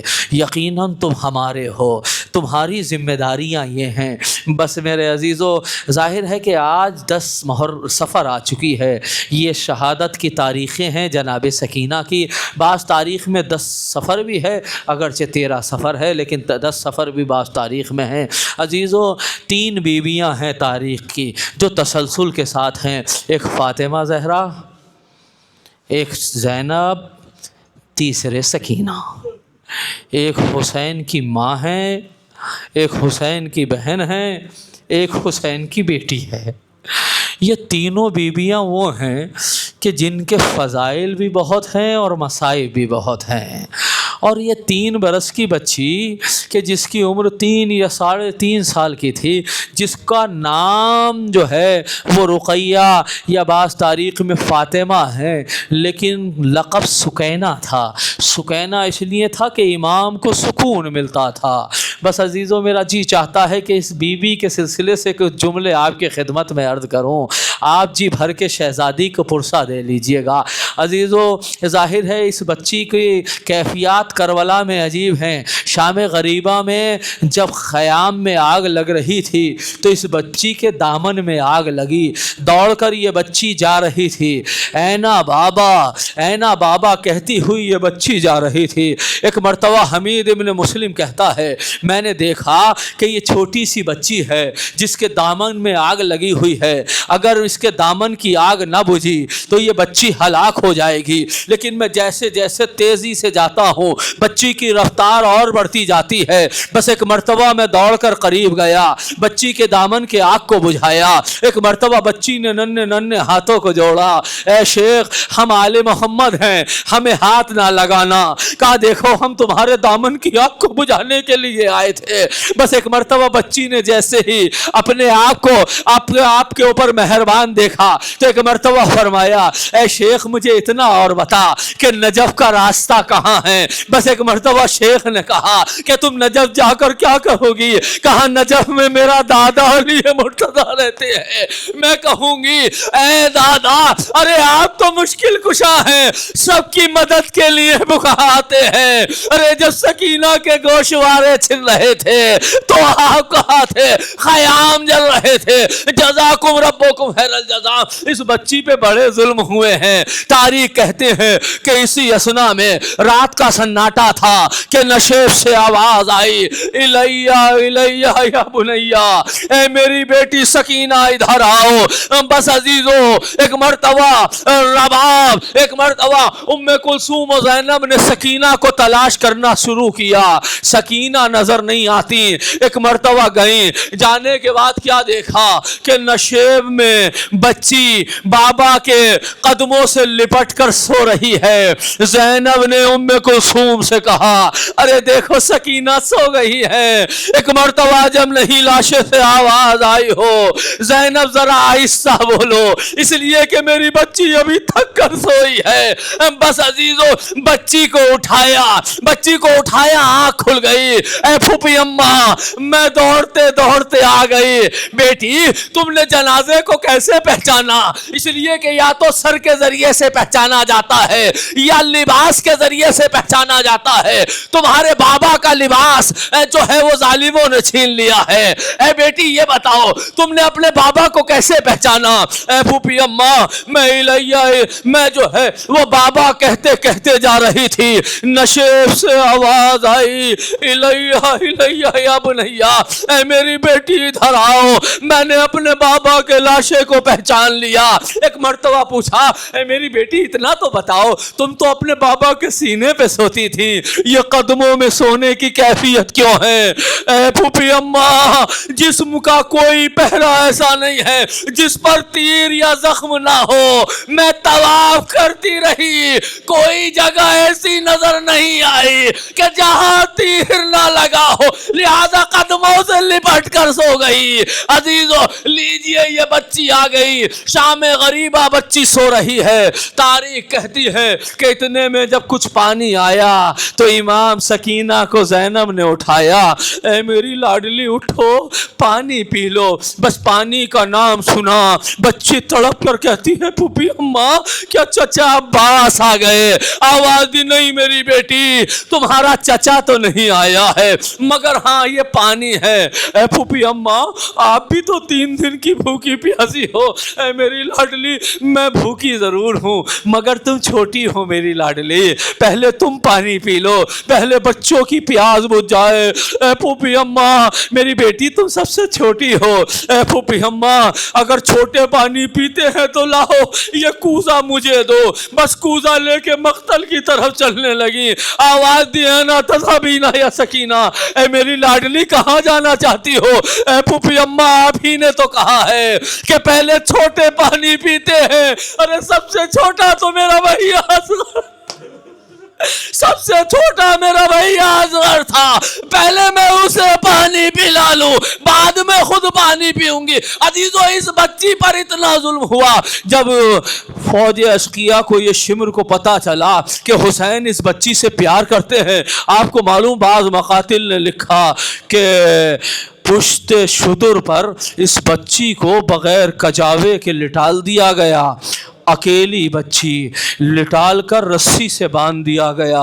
اونٹ جب چلتا تھا تو ایک مرتبہ بچی کا سینہ چھلتا تھا، کیفیت یہ تھی کہ پورا کرتا لہو لہان ہو گیا۔ یہی وجہ تھی، تاریخ لکھتی ہے کہ جب شام کے مراحل سے گزرنے کے بعد اہل حرم قید خانے میں آئے ہیں اور بچی نے بابا کو خواب میں دیکھا ہے تو تڑپ کر کہتی ہے میرا بابا مجھے لینے کے لیے آیا ہے۔ کوہرام بپا ہوا۔ یزید نے پوچھا کیا مسئلہ ہے؟ کہا سکینہ ہے اپنے بابا کو یاد کر رہی ہے۔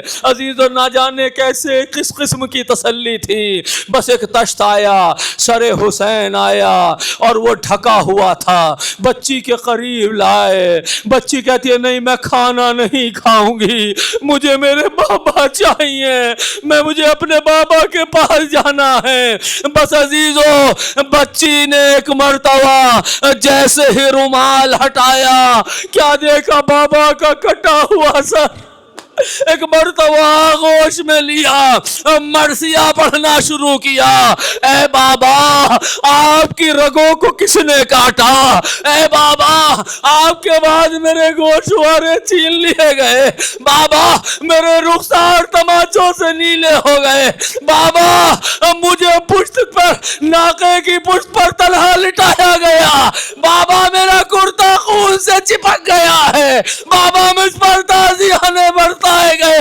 بچی فریاد کرتی رہی اور گریا کرتی رہی، ایک منزل وہ بھی آئی، بچی بین کرتے کرتے رک گئی۔ سید سجاد آگے بڑھے، بچی کی نبض کو پکڑا، انا للہ و انا الیہ راجعون، مرثیہ پڑھا۔ بس عزیزو ایک مرتبہ تاریخ کہتی ہے، تاریخ میں یہ مرحلہ عجیب ہے، تاریخ آل محمد میں 3 جنازے وہ ہیں کہ جس کے غسل کے وقت جو ہے غسل دینے والا چیخ کر رویا ہے۔